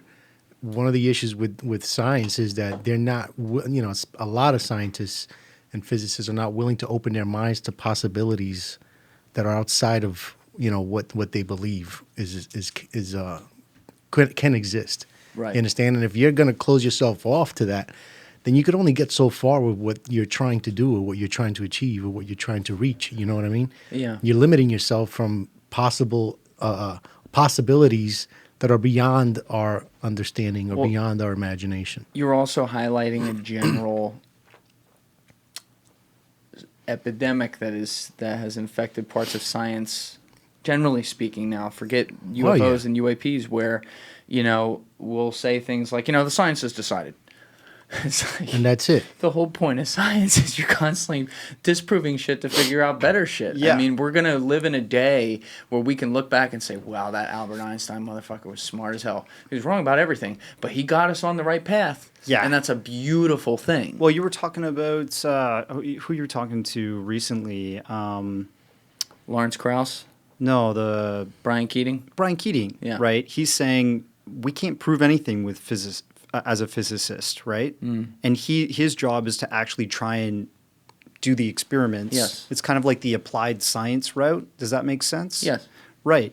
And Jesse Michaels, Yes. American Alchemy, he's been doing a really great job on highlighting that maybe there's been a whole subversion of the applied science route that has been happening and being practiced clandestinely behind closed doors in this like old project management Manhattan Project style of Yes.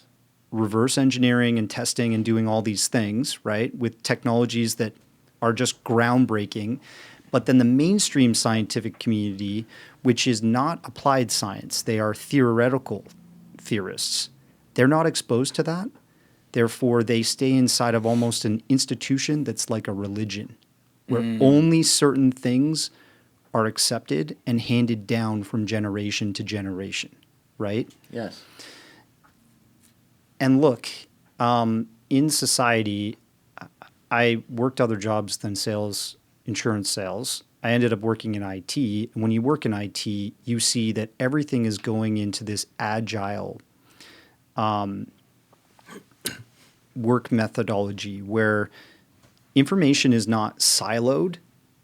Corporations that are developing applications and doing stuff in tech, they want to be able to have one person that works on an epic to solve a problem technically and build a functionality in an app. They want to have somebody from this department be able to walk over to this other department that's working on something completely different to make that overall app work properly, right? They want to have like people walking back and forth.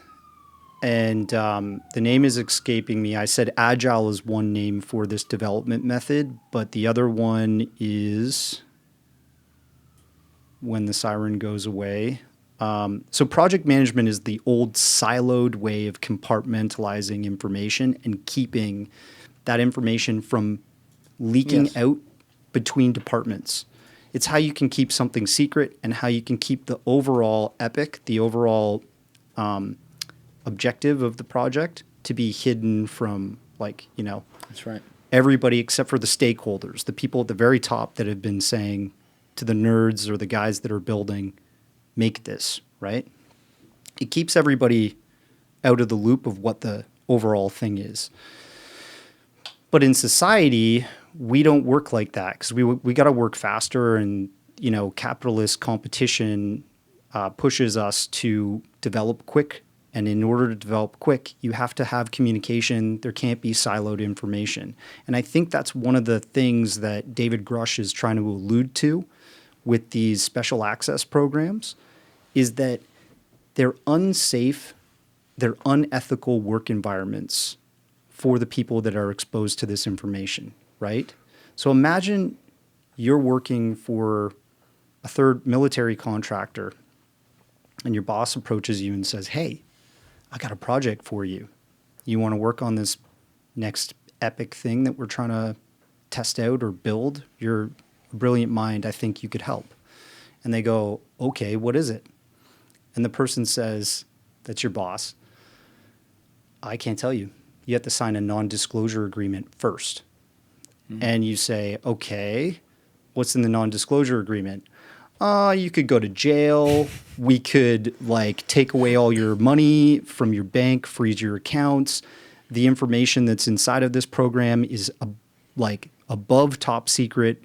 It's super important that this stuff can't be discussed outside of your work setting. I don't want to sign that. Or some scientists or applied scientists, let's say, engineers or something, say, sure, I guess I'll take a chance and I'll sign that agreement. Then they get in the special access program and they feel fear. They feel like they're not achieving anything because they're not used to this work environment where everything is completely locked down, super siloed, that information is not allowed to permeate into other departments that are probably working on other moving parts to understanding this, right? Right.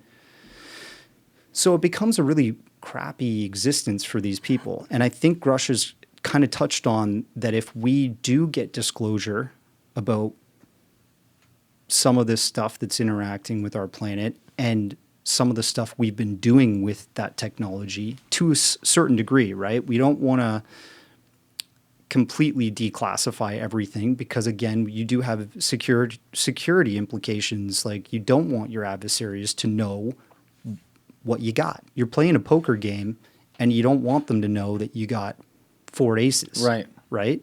You want them to think you got like two 2-7 pairs suit. or something, right? So I think he's touched upon that, and I think he empathized with some of these 40 people that he interviewed when he was leading up the UAP task force investigation on UAPs. He realized these people are working in really messed up situations.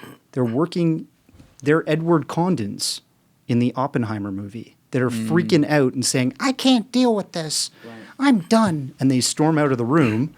And then you got this military general walking in going, well, we're going to have to kill him. Yeah. You know what I mean? So I think it kind of touches on reality here, right? Well, you highlighted earlier, and then we got to something else. I didn't want to go back to it then, but it's a good time to go back to it. But you highlighted what D'Antonio said, the MUFON guy in the documentary. That was something that really stood out to me in there. Another one where he was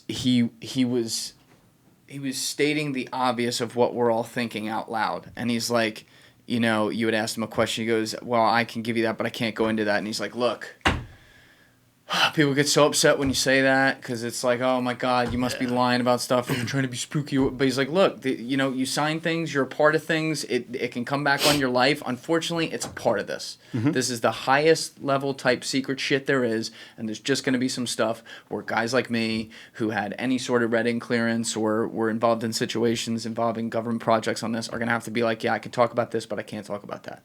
And I appreciated someone saying that out loud because even if there are people who use that as an excuse to get their own underhanded objectives across, which there definitely are, there are probably people who are legit just like, yeah, I can't get into that. Like in the Grusch testimony, when he admitted that thing was true about people threatening other people or himself, but saying I can't go beyond that, right? Because if we could talk about that in the skiff or whatever, maybe we could do that. But I think we live in a world now where people just give me the information, give me all of it, we want it, right? And if you can't give it, you're full of shit. That's right. And it's Yeah. like, it's everything or nothing. And this is all a society on everything. Yeah. And we have to understand that there, especially with the most complex, world-changing potential stuff, there is a nuance there.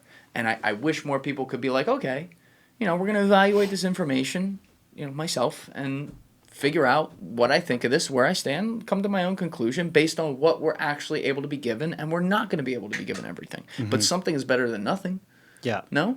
Yeah. It's just because people are also tired of the lies. Yeah. So there's no trust anymore. You know what I'm saying? And then I'm sorry to cut you off. No, you're fine, man. But I was talking to someone about that too because a few people we were speaking with were saying how their countries don't really talk about the subject and this and that. And that the one from Germany, how he was telling us that he's the only radio station or something like that. Oh yeah. That speaks on Daniel the subject. Groth. That there's nothing else. Grothy? Yeah. Yeah. So The Germans don't like you at peace. They don't like They them. don't like. I don't know if I did that accent right. Actually. I definitely did like an Italian accent Yeah. earlier for Germans, so don't take it personally. Yeah. But why don't they like UAPs? Is it uh, because they have the Nazi past may come up to the surface? I think they're just very. Yeah. Maybe they don't. Maybe they're still, I don't know, locked in a cycle of punishing themselves. But they're like, Werner von Braun's your guy. yeah. He wasn't ours. yeah, I think the Germans just are, their BS detectors go off and they just go, oh, it's just American like technology. You know what I mean? That's interesting that would be the attitude, because I mean, shit, that's also one of the most, I talk about this all the time on the podcast, but post-World War II Germany is one of the most underreported histories ever. And it formulates societal attitudes, right? Societal status quos. And, like, obviously they went through a wild, 15, 17-year period there that had to be, like, removed from society. And the way that the ashes of that phoenix supposedly rise out of it is going to look a lot different than it did when it went in. Mm-hmm. Well, they had a dictator that they believed in and thought was going to rule the planet. That didn't pan out. No. And they have to remind themselves that there's a lot of people out there that are going to talk some BS and rile up a huge amount of That's people, right? That's right. And so that they're very like sensitive to BS eventually, that they think that, I mean, I interact with both sides of the community in terms of UFOs. I want to talk to people that think that they're aliens. I want to talk to people that think it's just man-made. And, your friend Danny Jones has had the alien scientist, otherwise known as Jeremy Reese, yeah. right? Jeremy took the whole TR-3B tale pretty seriously. And I did a documentary on the TR-3B. And I interviewed... Can you explain that? So the TR-3B is like a rumored reverse-engineered alien reproduction vehicle. Yeah. It's a big black triangle, a BBT, which, look, are still being seen in our skies. And apparently, at the starting of this documentary, I discussed that in 2019, there was a report that was circulating the intelligence agencies that included pictures of a big black triangle coming out of the ocean, and a F-18 fighter jet was scrambled to intercept it, and it took photos, and he saw it from the top, saw it from, basically at his eye level, and then he saw the underside of it, and there was 3 triangles. The triangle was black, had blunted, rounded edges, and it had 3 lights in each corner, just as we've heard in the past that a TR-3B would have looked like, right? And Edgar Rothschild Fouché was a military guy that worked apparently at Area 51. Jeremy Reese checked into him, and apparently vetted that he did serve time working at Area 51 on special access programs, I guess. And Edgar's claim to fame in the 1980s, he was going around to like UFO conferences showing pictures of the TR-3B and saying, these black triangles we're seeing in our sky are man-made. And they are a technology that is reverse engineered from off-world technology, right? Alien stuff.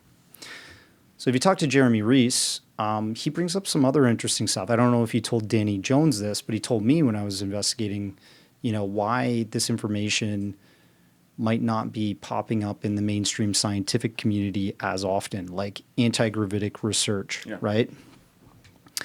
And there's actually some kind of law or some kind of control mechanism that's in place if you look at the National Patent Office. Okay. So this is where you submit, if you're a scientist or somebody that's trying to create an invention, you can submit a patent to this office that's like a national organization. I think it's government run,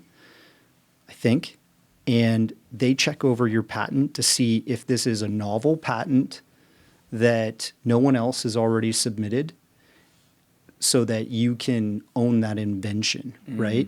And then they also, I guess, you have to fill out all applications, explain how in the patent submission, you have to explain how it works and scientifically and all this stuff, right? Doesn't mean it does work, but it is something that a patent has to go through. Jeremy told me that there is a mechanism where if a patent is submitted and it's something that could threaten national security, it can actually be caught by the National Patent Office, and it can be filed away, kind of classified, and you're told not to pursue that. I believe that. So if you think about it, there's more people than just Nikola Tesla that have been out there in society and history that have been very intelligent people that probably saw an ability to create a machine that was like what we would explain as free energy in layman's terms. Or it had a net effect of producing more energy than what was put into it, right? So let's say you put like 1 volt of electricity into it, but you get like 20 volts out, right? And that's better than our current energy paradigm, which is like all fossil fuel based, right? That's where this office can say, sorry, we can't approve your patent, and we're not going to let you pursue that either, right? Because it challenges the current power structure and paradigm in our economies, right? We've got a fossil fuel run economy. We're feeling the prices at the pump right now because of the war in the Middle East. Yeah, the war in the Middle East, the war in Ukraine. The Britons and the other Europeans are feeling the prices at the pump even more than us because they used to get that stuff for cheap from Russia, right?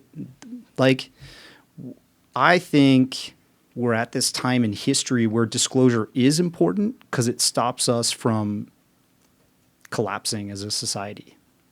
You think disclosure stops us from collapsing? Yeah, so because this is similar to James Fox's idea that, this is something we can all get behind.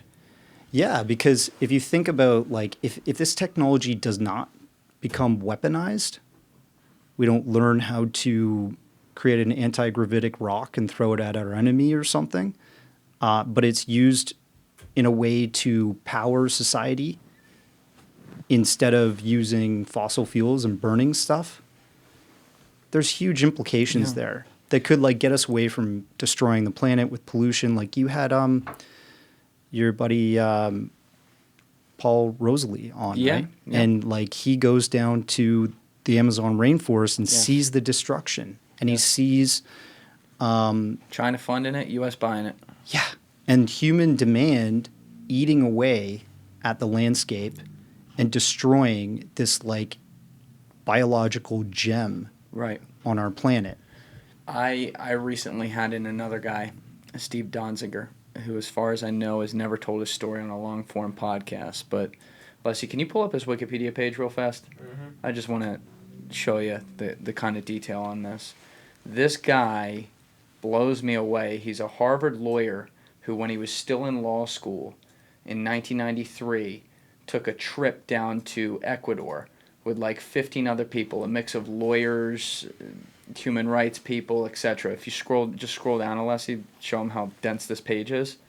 Like, essentially, it started what is a continuing 31-year war now that actually culminated with him being thrown in prison for a few months and on house arrest for 2 years for contempt of court, which no one gets thrown in prison for that, because essentially on a way lesser scale than, oh my God, do we have alien technology that can propulse us to, that can get us away from fossil fuels or whatever? The fossil fuels companies, in this case Chevron, have so much power, not just within media, but within the judicial system and the government as well, that they can fuck a guy like this. Of course. Who uncovered that they were, when it was still Texaco at the time, they basically ravaged Ecuador and these indigenous communities with these oil rigs. I met a guy from Ecuador, a student. They were telling me about this situation down there where they described it as like one of the worst pollutions in the world. Not an accident done deliberately by Texaco, American Oil Company, in this pristine ecosystem where indigenous peoples had been living for, thousands of years, living off the forest. And the upshot is what we saw was really an apocalyptic disaster. It's the only way I can describe it. I mean, I expected to see pollution, but this was so much worse than anything I ever could have imagined. And it had massive effects, and he won a $20 billion lawsuit on it. They've never seen any of the money. Yeah, it's fucking crazy, but it goes to show you funny. These are the powers that, I mean, look, I don't like to be the cynical guy, but sometimes you have to be the reality guy, which involves cynicism. Money and the people who have their hands on the most of it is what controls how our world goes. So that's another thing with this whole phenomenon and talking about it. What types of things, be it energy, technology, religion, whatever it may be, could be threatened with, think about all the people who are holding onto their pockets right now on this little fucking round rock that we're on, where the shit that they can't get buried with is the only thing that runs their life, saying, "Oh my God, we can't have this disclosed because it's gonna ruin our business. We're gonna lose our entire racket here." Yeah, well, they're thinking about their kids' inheritance, not everybody else's. But it's scary to think about how far they're willing to go to keep this secret. Yes, I always use that whole analogy of you trying to get a tiger out of a tall grass field, and you burn it and you corner that tiger. That tiger's going to fight for his life to get out of there. You know what I'm saying? And that's kind of like the situation here. We're burning the field, and we're putting these people in a corner. And if they have this technology and it's available to them, how far are they willing to go? That's right. To release or to keep a hold of it? Because if you're talking about this kind of tech, this is it's reality changing technology. Yes. You understand? Who wants to give that kind of power up? Who's going to be willing to give that power up? Yeah. And then also you got to think about who's responsible for wielding that power. Mm-hmm. You understand? China, Russia, us? Right. Alessi, do we have the clip of Bustamante from Flagrant? Oh, okay. So, Andy Bustamante, friend of the show, resident spook, if you will. What I love about Andy is that, first of all, he'll piss a lot of people off with the things he says. Yeah. Doesn't care at all. But he also is going to call it like he sees it. And some people can say, oh, it's all disinformation. That's not what I think, but you're free to have that opinion. He obviously is well known now to have been a co-host on Beyond Skinwalker Ranch on History Channel. Oh, okay. And he, we've discussed that with him privately on a lot of things, but now I can see his opinion formulating a little more on this. This was very recently on here. I haven't talked with him about this yet, but now he is full-blown saying that he does think there are UAPs, but he doesn't think they're aliens. Can you just play this, Alessi? Because I want to make sure I get his words on this represented correctly. You said after 9/11, all the government agencies share information now. Aliens, UFOs, real or not? So there's a fantastic article that was written, I think, by the Wall Street Journal. The head of AARO, which is the DoD's UFO research wing, was a true scientist and engineer, just came out to basically say there is no truth, no grounds, no nothing that UFOs are real. My stance on this is that UFOs are real, but they're not aliens. 98% of what happens in the sky, we'll be able to rationalize and describe without a problem. The 2% of what happens in the sky that we don't know should scare us a whole hell of a lot more than it does. Because if it's not aliens, it's us. And it's some shit about us that we don't even know. And that's scary. And why is that scary? Because that could be a next fleet of drones developed by the Russians. That could be a hypersonic cruise missile by China. Yeah. That could be some weird sort of joint new thing that's being developed by Syria and Iran and North Korea. And like it's being tested over Montana. Like that is some scary shit. When you take aliens out of it, we want to find comfort in aliens because maybe they're here for good reasons. Once you say it's a fucking bad guy, there's no good reasons for it to be there. You mentioned something with UFOs. That's good. Let's play that there. So I find that interesting because when we were in Tampa last September, October, filming with, it was me, Danny, and Bustamante, and then Jim DiOrio, the other spook in the situation here. But we went down there for a weekend, and the day we filmed, went out to dinner that night, and then we're back at the Airbnb just chilling and talking. And Andy, to me, was actually kind of profoundly affected by what some of the things he had seen filming that show. He said, look, obviously there's been some things in the past on the History Channel where it's like, oh, is this reality TV or whatever? But he's like, look, you know me, like, I don't have time for that bullshit. It's like, it's exactly what you see. The only thing they'll do from a production standpoint is sometimes, he said, me and the other guy, I think, is it Brandon? I forget his name. But the two of them will have like some big brain conversation, and the guys will be like, okay, can you make that a little simpler? But he's like, other than that, it's exactly as we go. And he said these tests that we would run at these various mysterious places where things happen, he's like, a lot of the places, there was legitimate activity. And again, you see his stance is morphed towards, I don't think this is aliens, which take that as disinfo or his actual opinion. That's up to you. But he's like, there's shit going on there, and we have to wonder, like, what is that? Is that ours? Is that somebody else's? How does that affect us? So it is a question, even from a national security standpoint. Obviously, aliens are a national security issue, but, like, forget aliens for a second. Is another question on, like, an advanced weaponry national security situation as well. Yeah, so I think it's his opinion, for sure. I don't think he's fully read into the history of this subject. Like, obviously, this goes way back. Throughout the decades, all kinds of mass witness sightings. You've got Westall 66, which we brought up earlier today, 200 people, broad daylight sighting, teachers, students, adults, children see one, possibly two craft flying over a yard, like a recess yard, midday,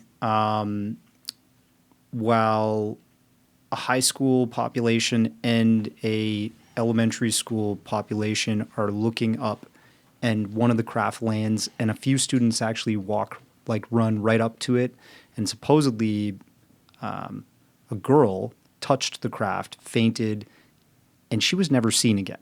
She was actually taken to another city in Australia after that event. Her family moved. But a lot of those witnesses that saw it with their own eyes that were kids then have been interviewed over and over again up until today. These are credible witnesses. They saw something that was anomalous. Was that ours? I don't know. But I know that there's other cases, right? Like you've got the Phoenix Lights. This is a craft that was a football field size that went over the state of Nevada and Arizona in the 90s and was filmed by multiple perspectives. We only have really the one famous video that's been published online, but I've heard that there's multiple perspectives of that have been kind of swept under the rug. And thousands of people had seen that craft and were like, it was completely dead silent. It hovered over our houses as it passed on its way to Phoenix. Very low. Like, I mean, low. Like above the light poles low. That's how low it flew over some of these homes. Where do you keep that craft? Is that football-sized craft being kept, football field, being kept in a underground facility that's opening up in the middle of the desert and it's coming out? Like, I don't know. It's Maybe not. It's pretty hard to, like, you know, or was that a non-human encounter? That's another mass witness sighting, right, that happened in history. Then you've got all these pilots that are saying that they've been scrambled to go after craft. In Iran in 1976, the whole city of Tehran at night saw 2 UFOs. There was a blackout. The power was shut down in the city. They scrambled their fighter jets to intercept this thing. They lost all their power to their jet, like all their radar communications, and they were getting all kinds of anomalies when they would get within range of this UFO, this bigger UFO. One of the UFOs that emitted from the bigger one landed on like a mountain near the city. This freaked the Iranians out big time. Freaked them into a revolution. Maybe. That could have been it, eh? Maybe. And that's what's about to happen here. I don't know. But you've got all these mass witness sightings. You got the Ariel School, Zimbabwe. Randall Nicholson. That's wild. Yes. Broad daylight, multiple students, people that has haunted them the rest of their lives. And that's a great documentary, Ariel. It's like amazing. Yeah, the footage of those interviews that Dr. John Mack did them, you know, also killed in a he got hit. Car crash. Hit by a car. He got hit by a car in London. Just saying. His family came out and said that he wasn't whacked. You know, but it's just was there a gun behind the camera when they read that who statement? Who knows? But yeah, I did question it too. I'm like, why did we lose one of our most prominent minds in this UFO community that was interviewing experiencers, people that weren't from the Navy, weren't from the Air Force, that had credible sightings and actually sometimes had interactions with these non-human intelligence. And these kids, when you listen to their testimony, they saw something that was non-human. I agree. Right? I mean, they definitely saw along the lines, obviously you don't get every single detail right with eyewitness, but like when you look at all the different, 5, 6, 7, 8-year-old children who were interviewed with this, they definitely experienced something that day. Now, if you want to say, some government psyop, okay, maybe. But they saw something. It always comes back to that. It always does come back to that. Like, I have to at least throw it out there as a possibility. Yeah. But, like, I thought the same thing with the moment of contact. Because you look at all the one in Virginia, Brazil, which James reported on. You look at all the angles to that. And, like, when we talk with him, Alessia here also was down there making the documentary with him, by the way. I think James had mentioned, this guy was like, I'm going, and he showed up. So that's you, eh? That's awesome. He's like, and I thought, I'm never going to see this kid again. And then he showed up, he was like, oh, here you go. We got a room for you. He's, like, clearing out a hotel room. Like, that's cool, dude. But, yeah, so Props Alessia was down there making it. And the reason James... he looked at that case for 12 years, and the first 2, he was like, yeah, okay. But he kept coming back to it because there were 10 different angles to it. Yeah. And he's like, look, I don't know if all this is true, but something happened there. And these people, they saw something that went on. And I have the same feeling when I look at the Ariel tapes. Yeah. And so it points to, when you hear about those 2 mass witness sightings, it points to a non-human intelligence, right? Because these beings, these entities, did not resemble human beings, crashing their experimental tech. These were things that we've never seen before, that have big, oblong heads, almond-shaped eyes. In Virginia, they had red eyes, which is really weird. Yes. It's not something commonly reported in ufology. In Ariel School, they had large black almond-shaped eyes, which is this sort of gray thing that we've Yes. heard about from many different experiencers, abductees, people that have just seen them in their experience around a house or something. Like, I believe some, and that's one of the things about Andy that I find really interesting is like, I didn't know about his UFO experience that he had right off the jump. I just wanted to know about the UAP videos that he was leaked by this DHS agent, right? That's fascinating to me because it's like, oh, we have more stuff like a Tic Tac Right. or whatever, right? That's from an official government source that has to do with our security in some way, right? Your security. And this guy then tells me later on, I saw a UFO, and that's why I've been in this community, and I created my platform was because I knew from my own eyewitness account that this stuff exists, and I wanted to make a community where people could talk about it on my Instagram, and we could discuss UFO videos and all kinds of stuff, and that's how the DHS agent reached out to him. So full circle, he goes from being a first-person UFO experiencer to getting leaks from security intelligence people that are leaking that to the public because they've seen UFOs, with their state-of-the-art FLIR tech. So there's got to be something that's non-human about this phenomenon, in my opinion. When I hear your friend here speak, I think he's not fully read into it. He's probably a post-2017 guy. What do you mean post-27? Like, the Tic Tac and all that stuff leaked and the New York Times, Leslie Keenan. Meaning he only has looked at it since then? Yes. Got it. Yeah. So it really only really entered his mind recently. He And- does think aliens exist, by the way. He's on the record about that. He said Okay. he thinks statistically it's like borderline impossible. To Well, do. statistically is different than what we're talking Right, about. yes. But he's not like saying, no, it's not. Oh, no, real. no. I get you. Yeah. He's saying it's not a cover-up of their existence. It's a cover-up of our That's right. technology somewhere For on the these planet. sightings, yes. Right.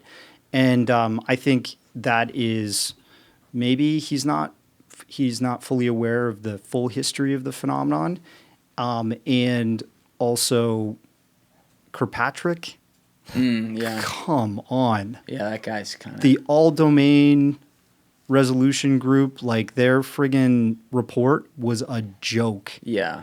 He It- seems disinterested. How could you take that seriously and then be like, well, you heard him explain it, and then NASA's, the scientific he even brings up the Go Fast UFO. Yeah. When he's talked about the UAP sightings that were leaked, he goes, not enough information about the Tic Tac. Go Fast was debunked by NASA, check.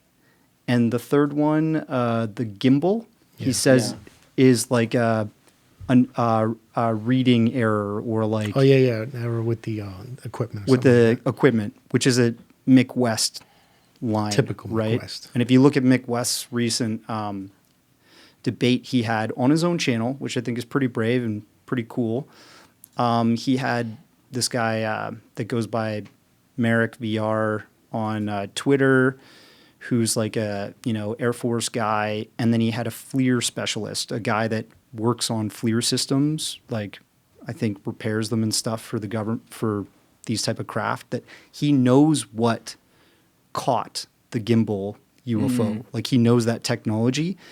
And Mick West's explanation is that there had to be 4 different failures of the technology in order for explaining the anomaly that's present in the video.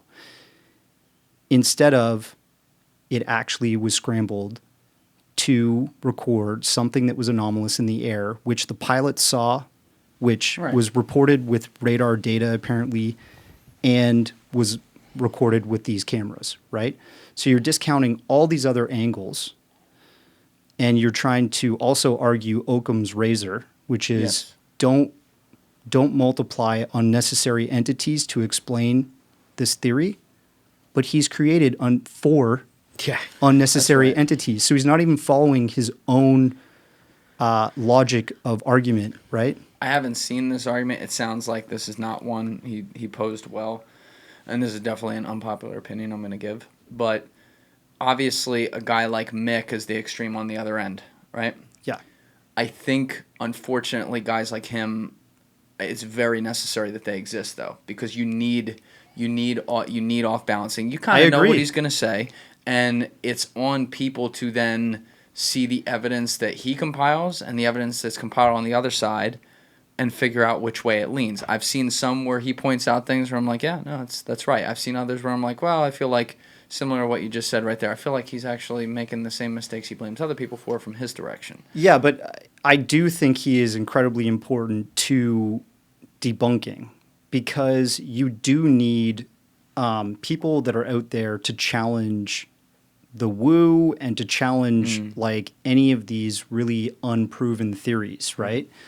So, yes, we need people out there to try and like force the information to the best information to the top. And I think when he had that debate with those two guys, one guy's the Fleer Tech and the other guy's like, I guess, really well researched in the event and understands from like a military and eyewitness perspective and all of the data that was recorded surrounding that event, that it couldn't have been explained away as prosaic. That is important because he had on his own platform a debate where he kind of, in my opinion, he lost. I'm sure there's some diehard Mick fans that are going to watch this and be like, that Darcy guy doesn't know what the fuck. He's a psyop. Right. He's a psyop. Hey, we got to like hit him up in Twitter. We got to cancel this guy. Cancel him now. Make some Reddit posts right now. My God. Hit up, go to his IMDb, put some more 1 stars. We already destroyed his IMDb pages. Let's do it worse. But anyways, This is why we can't have nice things. so sometimes you can't have this kind of conversation. But I think Mick West and other people like him are important. Like Jeremy Reese is important, because he's kind of saying, can't all be aliens, guys. There's got to be a history of our own ingenuity. And what do you think these scientists were tasked with after building a bomb? Right. They want to put these minds to some incredible new feats in science. They don't want to just like not use them. The other problem here, though, is the medium with which these arguments are being put out. They're usually put out behind a keyboard. At best, they're put out behind a spaces, right? And it's just so unnatural. I mean, this point has been beat on over and over again on different podcasts. But when you're talking about answering or trying to answer very hard questions, and especially ones where teams form on the ends of the spectrum, when you put them into keyboard algorithms where they're free to attack each other from the comfort of their own home, it makes things explode more. And they're an anon. Yeah. Like I go by Darcy Weir on social media. Right. That's a big dumb move. I mean, I agree with you. That's the reason why I would say that as much as I believe, there's other people that don't, and that's cool. But if you're going to be a debunker, then understand how to do it properly, where you don't stoke the fires of bullshit, Sure. Because you know how it is. I mean, you know how Twitter, UFO Twitter is, or individuals on social media, period. I learned. You know what? Yeah, exactly. So did I. Yeah. But if you do it in a way that's going to create that mess, this is what happens. You know what I'm saying? So this has to be some kind of... It's a perfect segue for his UAP videos if you want to play those. Yeah. Actually, let's pull that up real quick, and then I want to get to what Richard Dolan was talking about with the motion of the USOs. Okay. But I gave you that YouTube video, right, Alessi? It's NY... UAP discussion. Crash. And it should be... So... There he is. Go to videos. Yeah, so there's Tell us which one you want. The Rubber Duck 2 is good. I think you could even start with the A10 Warthog, the bottom left-hand corner. Okay, let's that try one's that. a good one. Because Mick said that this was just a balloon, or he said it was a bird. Which it does at the very starting. It kind of looks like there's wings fluttering, but later on, once the FLIR tech locks in on just that and follows it, it's a sphere. What are we looking at here? Like, where is this purported to be? All these videos actually happened relative same By the border. location by the border. Okay. Yeah. So they were originally looking at the A10, and that's when the object came in. And kind of followed it. Oh, we're looking at the dot object. Okay. Yeah. Right. Because the other one's a plane. Yeah. Okay. Yeah, I was going to say, that looks like a plane.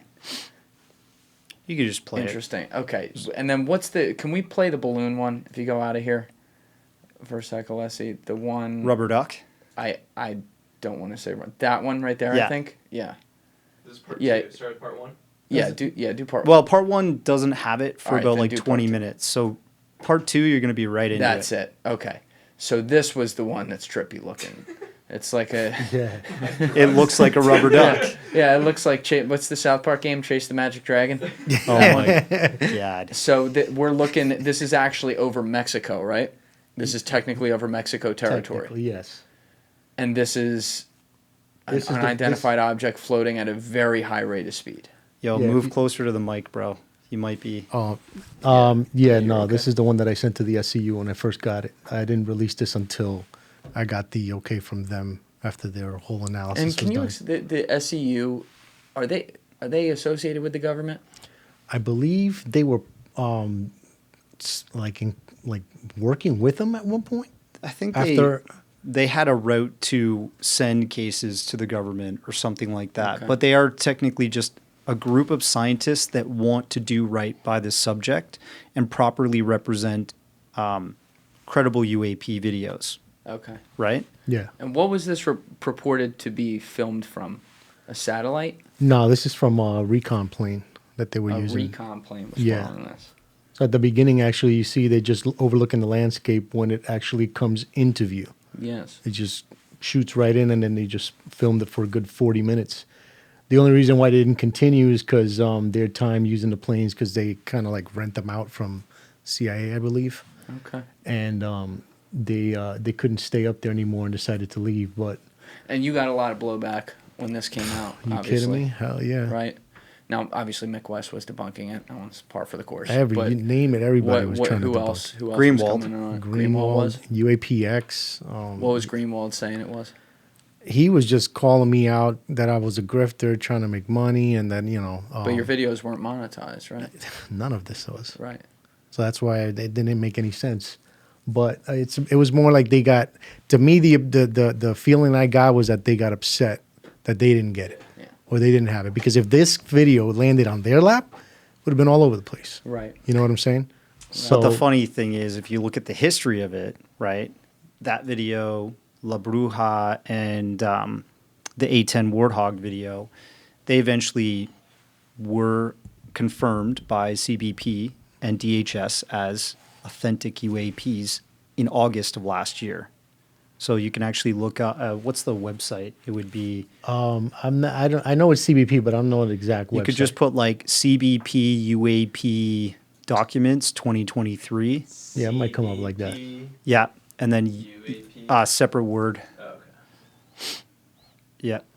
The funny thing is that they released it somewhat redacted, blurred out. Right here? Yeah, records pertaining to, see that PDF. Yeah. So like this, That's I don't think Pentagon's UAP task force.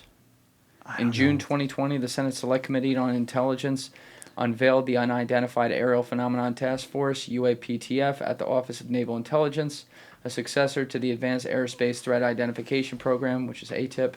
This paper dives down the rabbit hole with Defense Department insiders, scientists, and declassified material to find answers to a host of questions.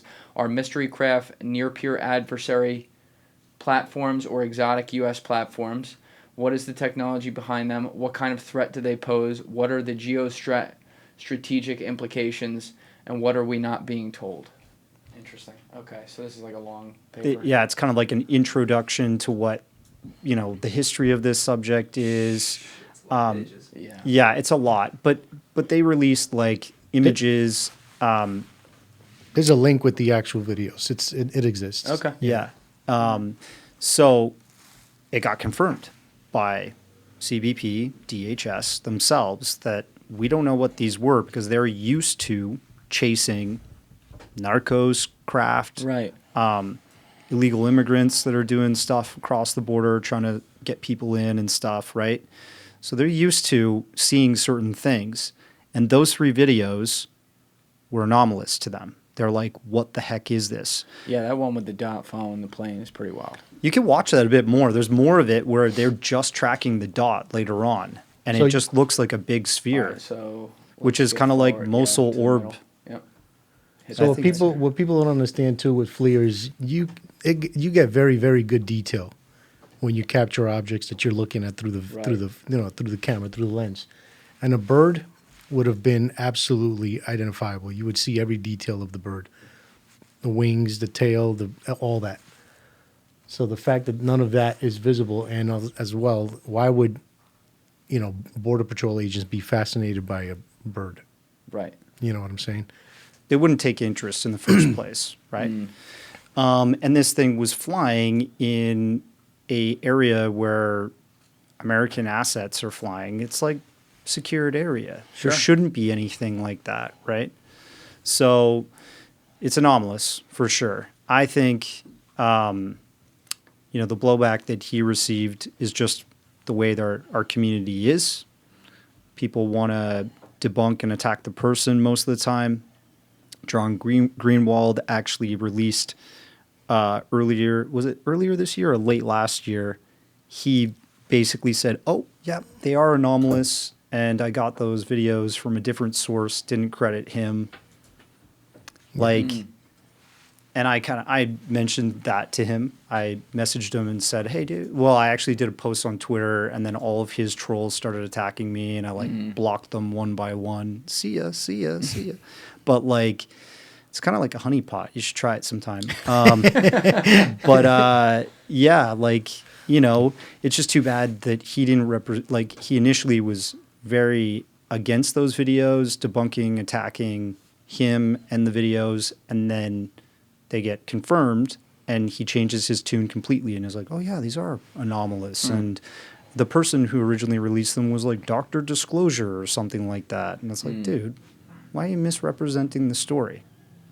Interesting. Yeah, I missed all this UFO. Twitter Stay out of it, man. Yeah, I will continue to be Switzerland. Yeah. But Richard Dolan in the Okay. documentary, because there was a lot of him in there. Yeah. And you were telling me about the audio before and all the editing you had to do there. You did a pretty good job. Akon Dolan he's like auto-tuned. Oh, yeah. Pretty much.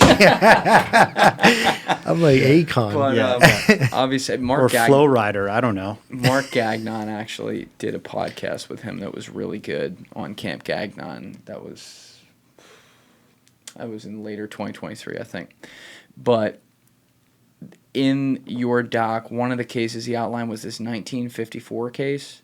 You know what I'm talking about? Yeah, a ship that was swarmed by spheres. Yes.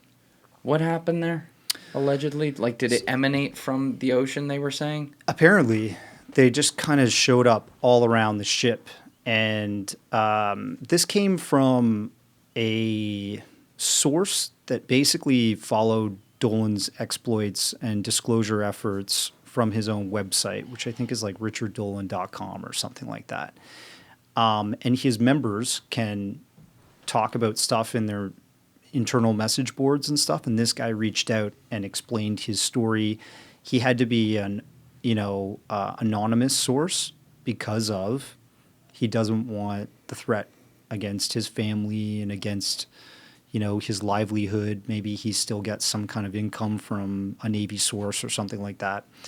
But he went over this account where he was on this ship and these objects show up and everybody's like battle station ready. They don't know what to do to deal with this phenomenon. And I don't know if it was this case, because there were quite a few cases we covered in the doc, but what often is reported is that communications and weaponry can be shut down. That happens to our fighter jets, and that's happened to our Navy vessels. The fighter jets thing is what really got my attention. They couldn't even scramble the jets. It's spooky. Yeah, that was it. They couldn't scramble the jets to mess with these things. And, you look at the 2019 video release that Jeremy Corbell put out there of those, like, flying triangles that are... Oh, yeah. Right? Yeah. Being observed by somebody first person on the deck of a Navy ship. I think that was off the California coast. Catalina, I think it was, yeah.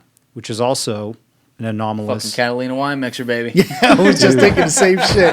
Fucking Catalina wine mixer. Dude. I can't take those alien cases seriously because I just see Will Ferrell singing Andre Bacall. Like, We gotta God get damn him. it. You imagine that if like a UFO came up behind him while they're filming it? Like, my voice brought it.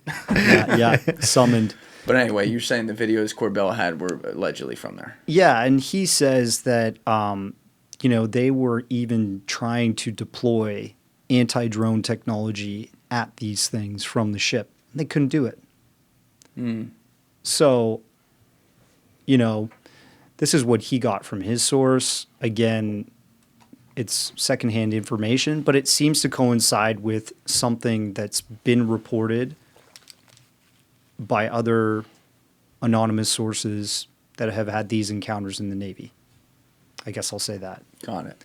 Now, he talked about, I think it was him, was talking about the way the motion was described. I want to say he said something like, it's as if they can create micro black holes that escape to a fourth dimension. You're talking about Mark D'Antonio. Oh, he said that. That yeah. wasn't Dolan. So Mark D'Antonio, when I met him, he was presenting at a conference that I was not supposed to record at, but I'm a rebel. Goddamn Canadians. Yeah. They tried to fucking... Anyways. So he and I snuck away to this room, and I was like, all right, let's record this. And he's like, well, don't tell anybody that, we recorded this, because people have been saying don't record with Darcy or whatever. And I'm like, fucking assholes. But so we recorded this interview, and he talked about the USO encounter, the fast mover thing.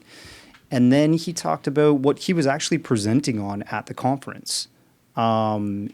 He is looking into the Kaluza-Klein particle, which I think he can bring up pretty easy. And how we're starting to, in our theoretical and you could say like particle instead of UFO, maybe. No, it's not a UFO. Yeah, theory. Yeah, there you go. So right, let's read this off. In physics, Kaluza-Klein theory is a classical unified field theory of gravitation and electromagnetism, built around the idea of a fifth dimension beyond the common 4D of space and time, and considered an important precursor to string theory. In their setup, the vacuum has the usual 3 dimensions of space and 1 dimension of time, but with another microscopic extraspatial dimension in the shape of a tiny circle. Gunnar Nordstrom had an earlier similar idea, but in that case, a 5th component was added to the electromagnetic vector potential, representing the Newtonian gravitational potential, and writing the Maxwell equations in 5 dimensions. I comprehended all of that. I got it all. I'm gonna walk outside. I'm with you. Dude, let's go build one. Yeah. Yeah. So essentially, they are doing tests right now in with these particle. What do you call them? Colliders. Large Hadron Collider. Well, I think they have the one. Actually, you should talk to your boy. That's like directing the one down in Chile. What's his name? You just had him on. Keating? Oh, Brian Keating. Yeah, he was talking about it. Was he? Yeah, I think he said he was heading up a project of $200 million worth of research in that's what Chile. this was. That's one of the things they're doing. They're trying to find gravitons, which is like I think it's like when you're searching for Kaluza-Klein particle theory, you're basically you're trying to find gravitons, right? And gravitons could explain for micro black hole sort of activity. And what Mark D'Antonio is trying to say in his presentation recently and what he's trying to prove is like we're at a time in history scientifically where we're trying to look for ways to open black holes that are controllable. Does that make sense? Put it in English. Like, what if you created a vessel that could open a black hole temporarily? You could go through that, and then you could appear somewhere else in space and time because you've created this reaction. You've created this, like, particle accelerator, like, technology that can punch a little hole in space and time. You can go through it, and then it'll go to the place that you want to go. And so what he's trying to argue is, like, when you look at the Nimitz encounter, like Kevin Day, his instrumentation is recording this object going from like 80,000 feet down to 20,000 feet in like split seconds or something like that. What if it's not flying? What if what we're observing is this Kaluza-Klein graviton like propulsion method where you're literally taking your vessel and you're punching a little hole or successive holes that makes it look like you're traveling in a line, but really you're just going like do do do do do do, and then stopping, right? That's what he's saying. We're kind of at the fringe of experimenting with now. We're and you should talk to Jesse Michaels about this. Yeah. Maybe he knows more. Maybe he can better articulate it than UFO boy here, but that's basically what he was trying to say. And he was saying that, you know, it's kind of like that event horizon type technology where you create this fold in space and time. You go from one place and you end up on the other side just by punching a hole through space and time or something like that. So that might be what we're observing with some of these UFOs. And that would also make me think that it's not our tech. Because we're just, why would we be using this particle collider in Chile and this particle collider in the border of France and Switzerland and stuff, the large Hadron Collider, to try and test out these particle theories if we already didn't have them?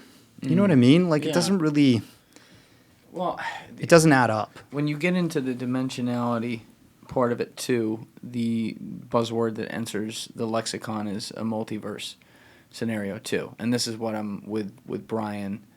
I got to re-put together some of the language there on what he was doing in Chile to make sure that was lined up. You might be right though. I think. But before that, the project that was like his calling card that ended up unfortunately being a failure that he's written about in his books and talked about a bunch involved him in the Arctic trying to measure, I'm going to explain this in very layman's terms, they were essentially trying to measure different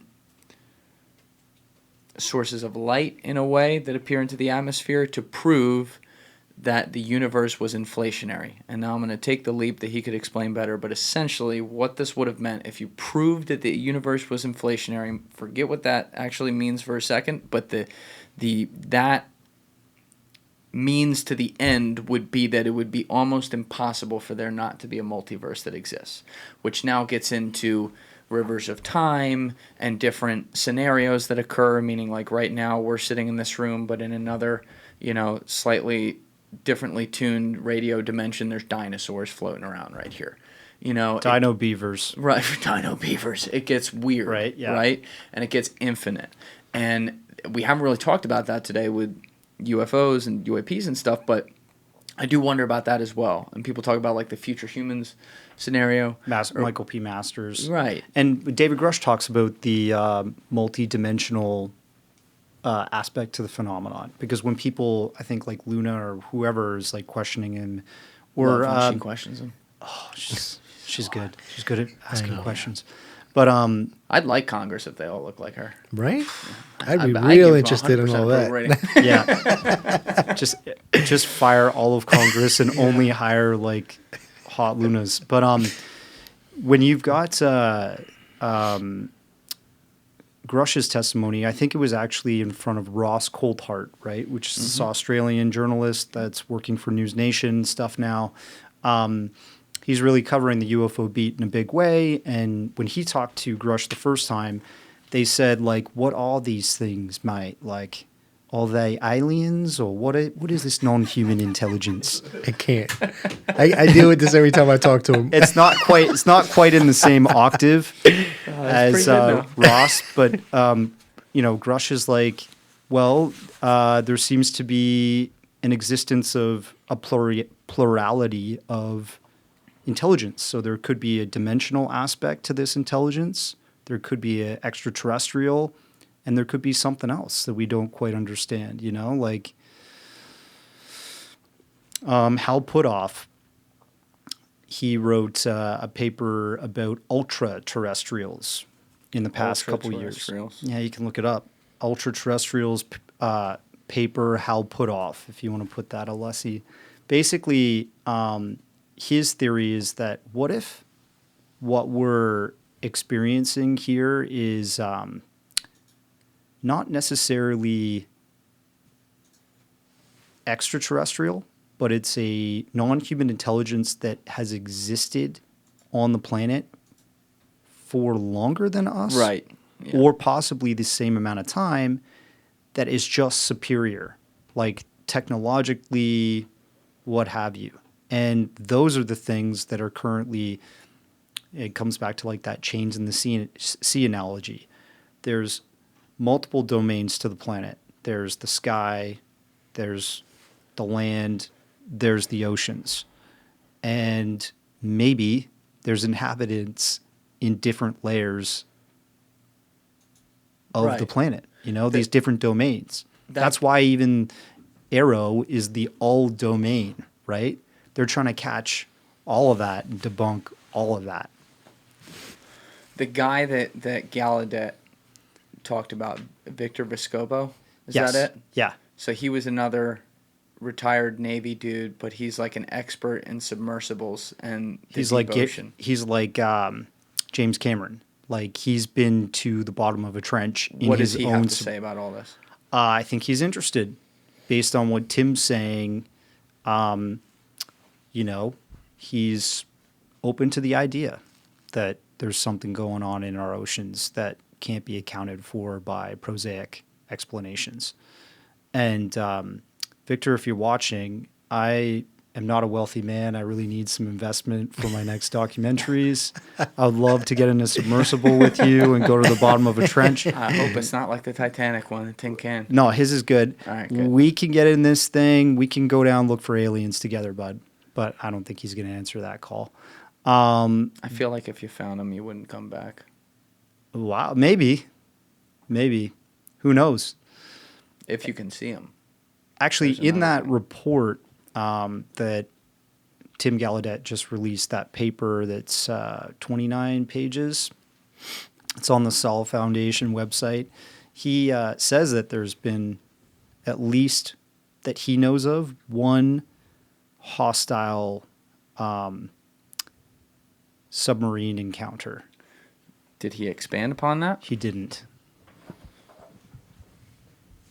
Got to get him in here. Yeah, you got to get him in here for sure. Got to put him under the light. Yeah.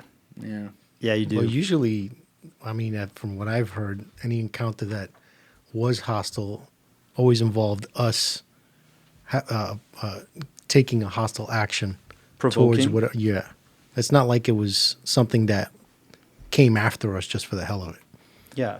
It's like the Russians trying to capture those aliens. And what are you Exactly. talking about? Like The Lake Baikal, the Lake Baikal swimmers.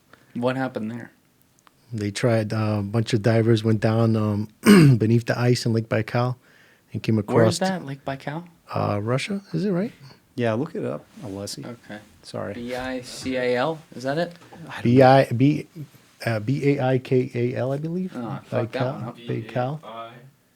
Okay, yeah, Right Lake there. Baikal. There you it go. is. All right, let's look at maps.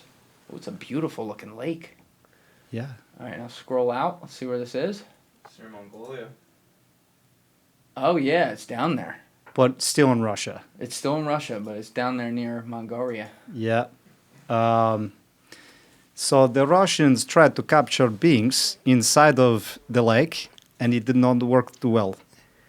What do you mean they tried to capture beings? The tale is that there's been stuff coming in and out of the lake. See, you've got one from 2012 where Russian UFO hunters are reporting stuff still happening there. And Lake Baikal happened, this incident happened long before 2012.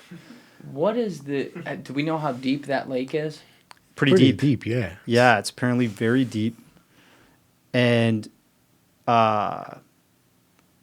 Isn't it one of the deepest lakes, if I'm not mistaken? in the Something world, like 3,000, 4,000 feet. Wow. Something like that. Okay.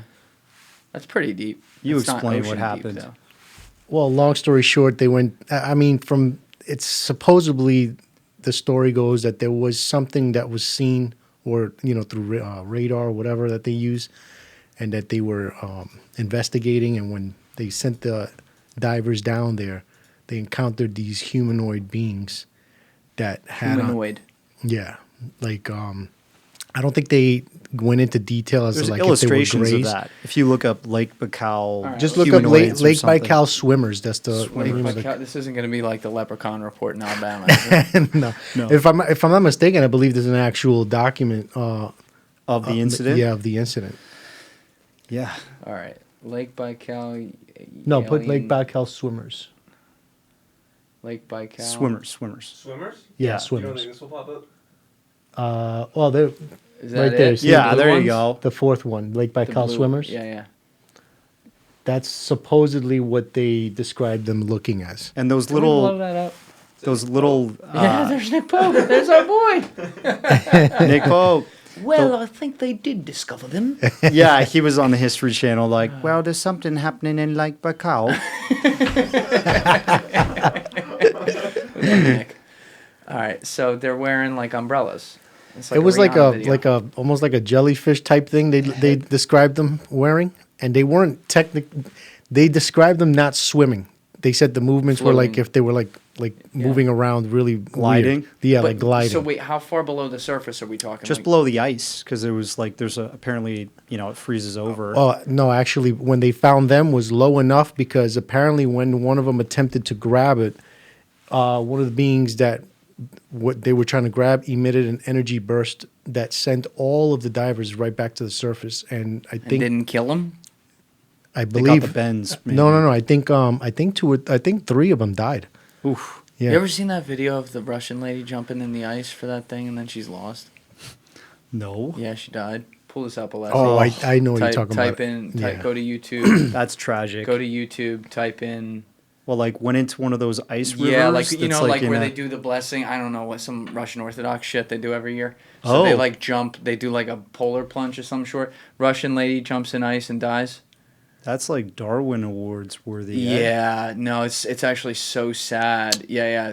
Pull this Wow. up because her kids are right there, but like Yeah, So she I've jumps seen in and then Never she's to be gone. seen.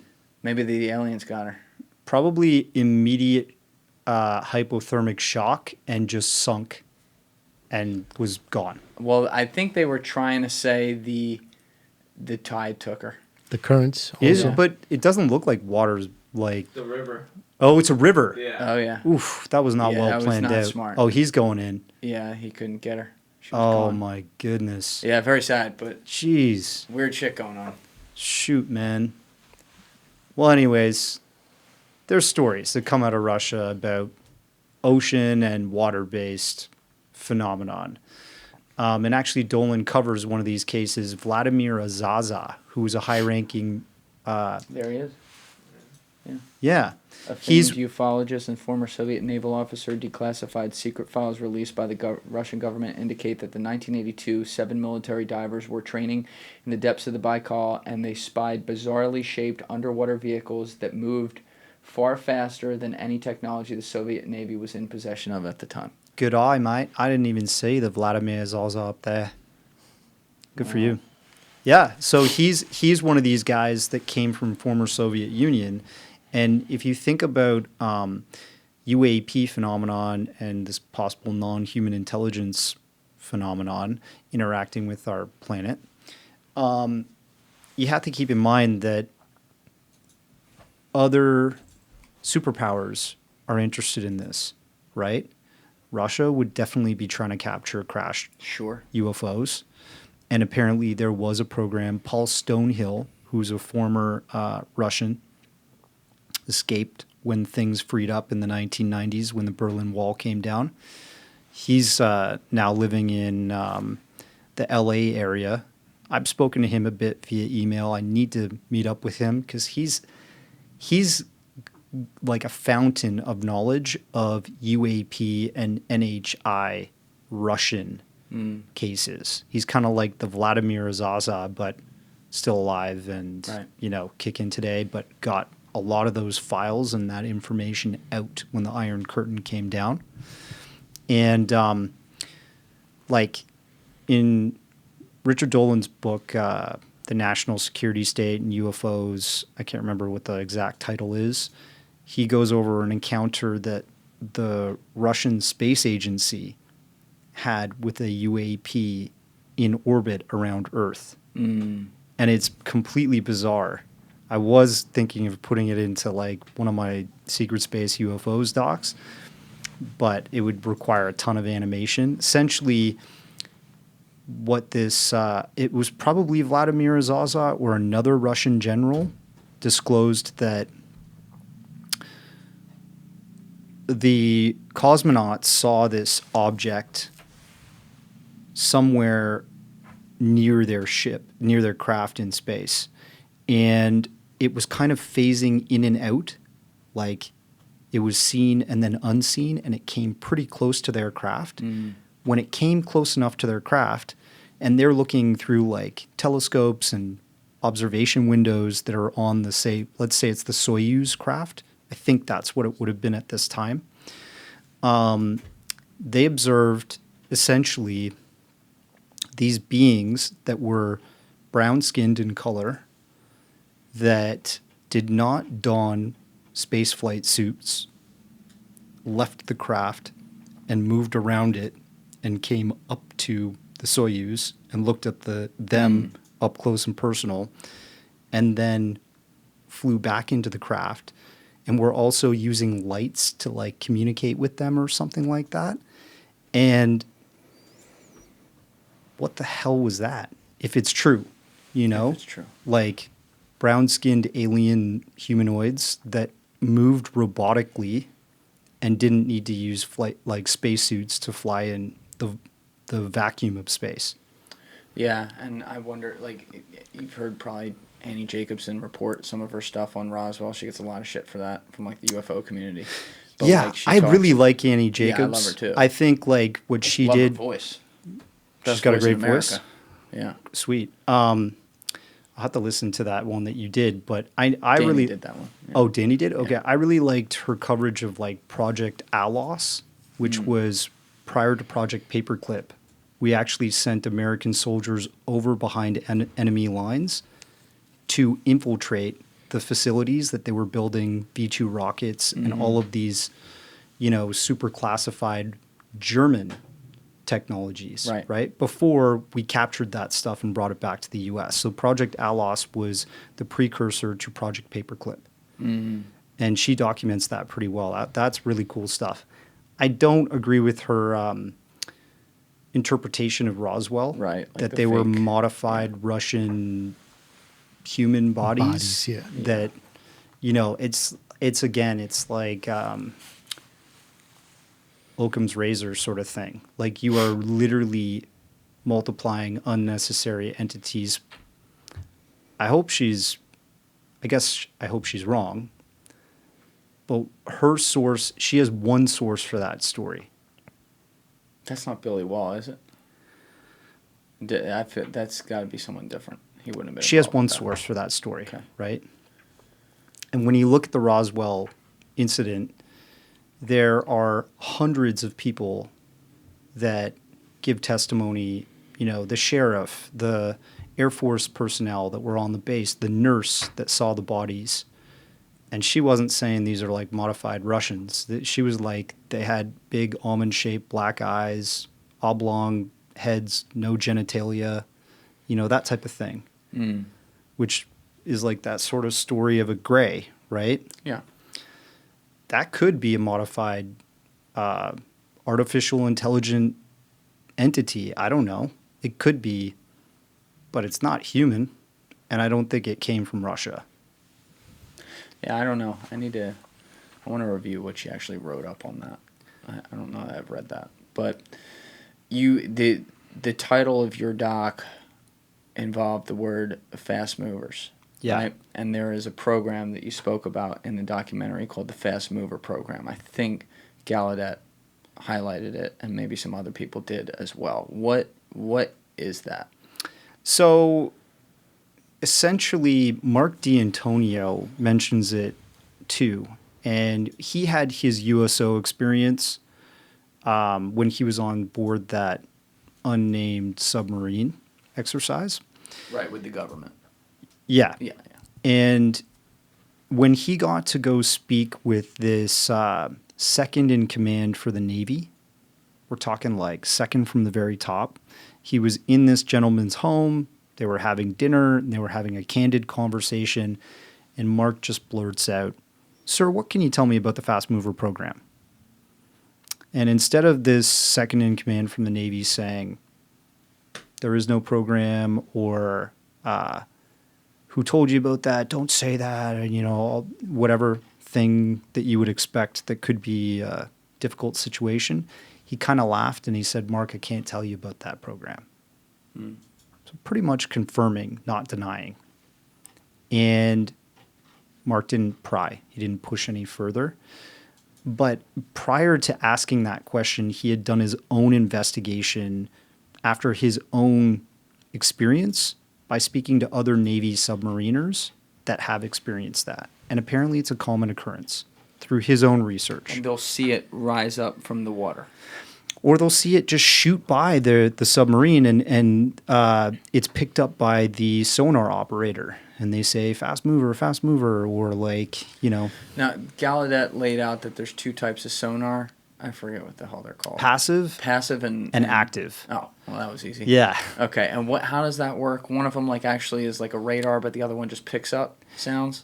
So you're pinging. With active, you're actually putting out a pulse, and you're looking for a change in photon energy, but in the water. The water molecules are looking for you're looking for a disturbance there, right? So when you're pinging the active one, you're sending out a signal, and then when that signal hits an object, the energy gets returned to your sonar detector, and it then reads how far that object is from your vessel at that time. Passive, you're not pinging. You're usually dragging some cables, or just built into the hull are detectors where emanations that are coming from sources in the water are actually signaling to the technology, to the circuitry and the computer, that something is out there at these locations. And it could be maybe this size, it could be this or that. Okay. Yeah, he was, like I said, he was a fascinating part of that documentary. What do you, after having done this, and how long, by the way, did you spend making this doc? Started shooting it February of last year. Okay. So you spent roughly a year on it. Yeah. Okay. Do you think that UFOs emanate from both space and sea? Yeah. And how much as far as the sea goes, what would be your best take on what that is? Something from another planet versus something that, in your opinion, versus something that has been here like us, like you were laying out earlier, Andy, like a more advanced civilization? I don't know. I mean, it could be anything in between. We just don't know. Tim brings up the Catalina Island structure in the end of the documentary, right? Which is kind of like an anomalous structure on Google Maps. And I sent you those 3 links, actually. They're Twitter links. They're in that email thread. Okay, I don't. But it's interesting because he brought that up in the doc. That got like mainstream news, some like, I don't know, Channel 7 Los Angeles like review or something. And I put that in the doc. And it just so happens in the past week, that object, that structure got removed from Google Maps. That's why I sent them to you, man. Interesting. Yeah, I'm looking. I don't think I have that. I downloaded everything you sent me. Oh, in the email thread? Okay. Just check the second email I sent before you're like, yeah, I got it. Which Twitter link? They're all three are related to the same object. So if you go through the first one, Oh, shit. Okay. I see what you're talking about. I'm going to send this to you, Alessi, so you can put it up on the screen. yeah, I think the last one is a video, but it's like Each one start with that one, Alessi. Tim actually posted about it on his Twitter, saying. So in the documentary, he said that he submitted to NOAA, to scientists that he knows at NOAA, information about that location and the anomalous object. That's what it looks like as of 7 days ago. They successfully wiped it from Google Maps. That's what it originally looked like. Whoa. And if you look at it from the side, there seems to be like pillars underneath it. If you keep going, Alessi, there. See? Like there seems to be some kind of structuring to it. Yeah. And there's a video, I think there's a video version of this structure in one of the other links. Is there a natural... There you go. Is there a natural progression explanation to that, though? So that's the thing. He submitted the information to some NOAA scientists, and the NOAA guys said that does not look like a natural formation. And that got removed from Google Maps in the past week. That's caused a whole furor. He posted, if you go to the other link, Alessi, that's not this, he posted that the USGS still has that data and it points to something being there, like that's not natural. Creepy stuff. Even though it's been removed from Google Maps. Right there. He says, indeed, Ross Coulthart, and quite an amateur job at when the authoritative source, USGS, still has the original data, as I depict here. Why would Google Earth filter out good data? It's not like they haven't done it before. Yeah. So it's like, what kind of information control is happening right before our eyes? And Yeah, there's definitely an extent of it at all Well, look at times. the original Google Earth when you could first spot, I mean, the most smallest detail in Antarctica. Now you go over there and everything is blurred. blurred out. I almost wonder if that's someone in the back office of Google just fucking with people like, oh, let's blur this out. Maybe. They'll Have you- fucking have- go nuts. Dude, have you looked at Google's AI renditions of Vikings recently? Oh my God. Google, You haven't seen that? like the Hilarious. founders of Oh, is this like where the Vikings are black or something? Yeah. Yeah.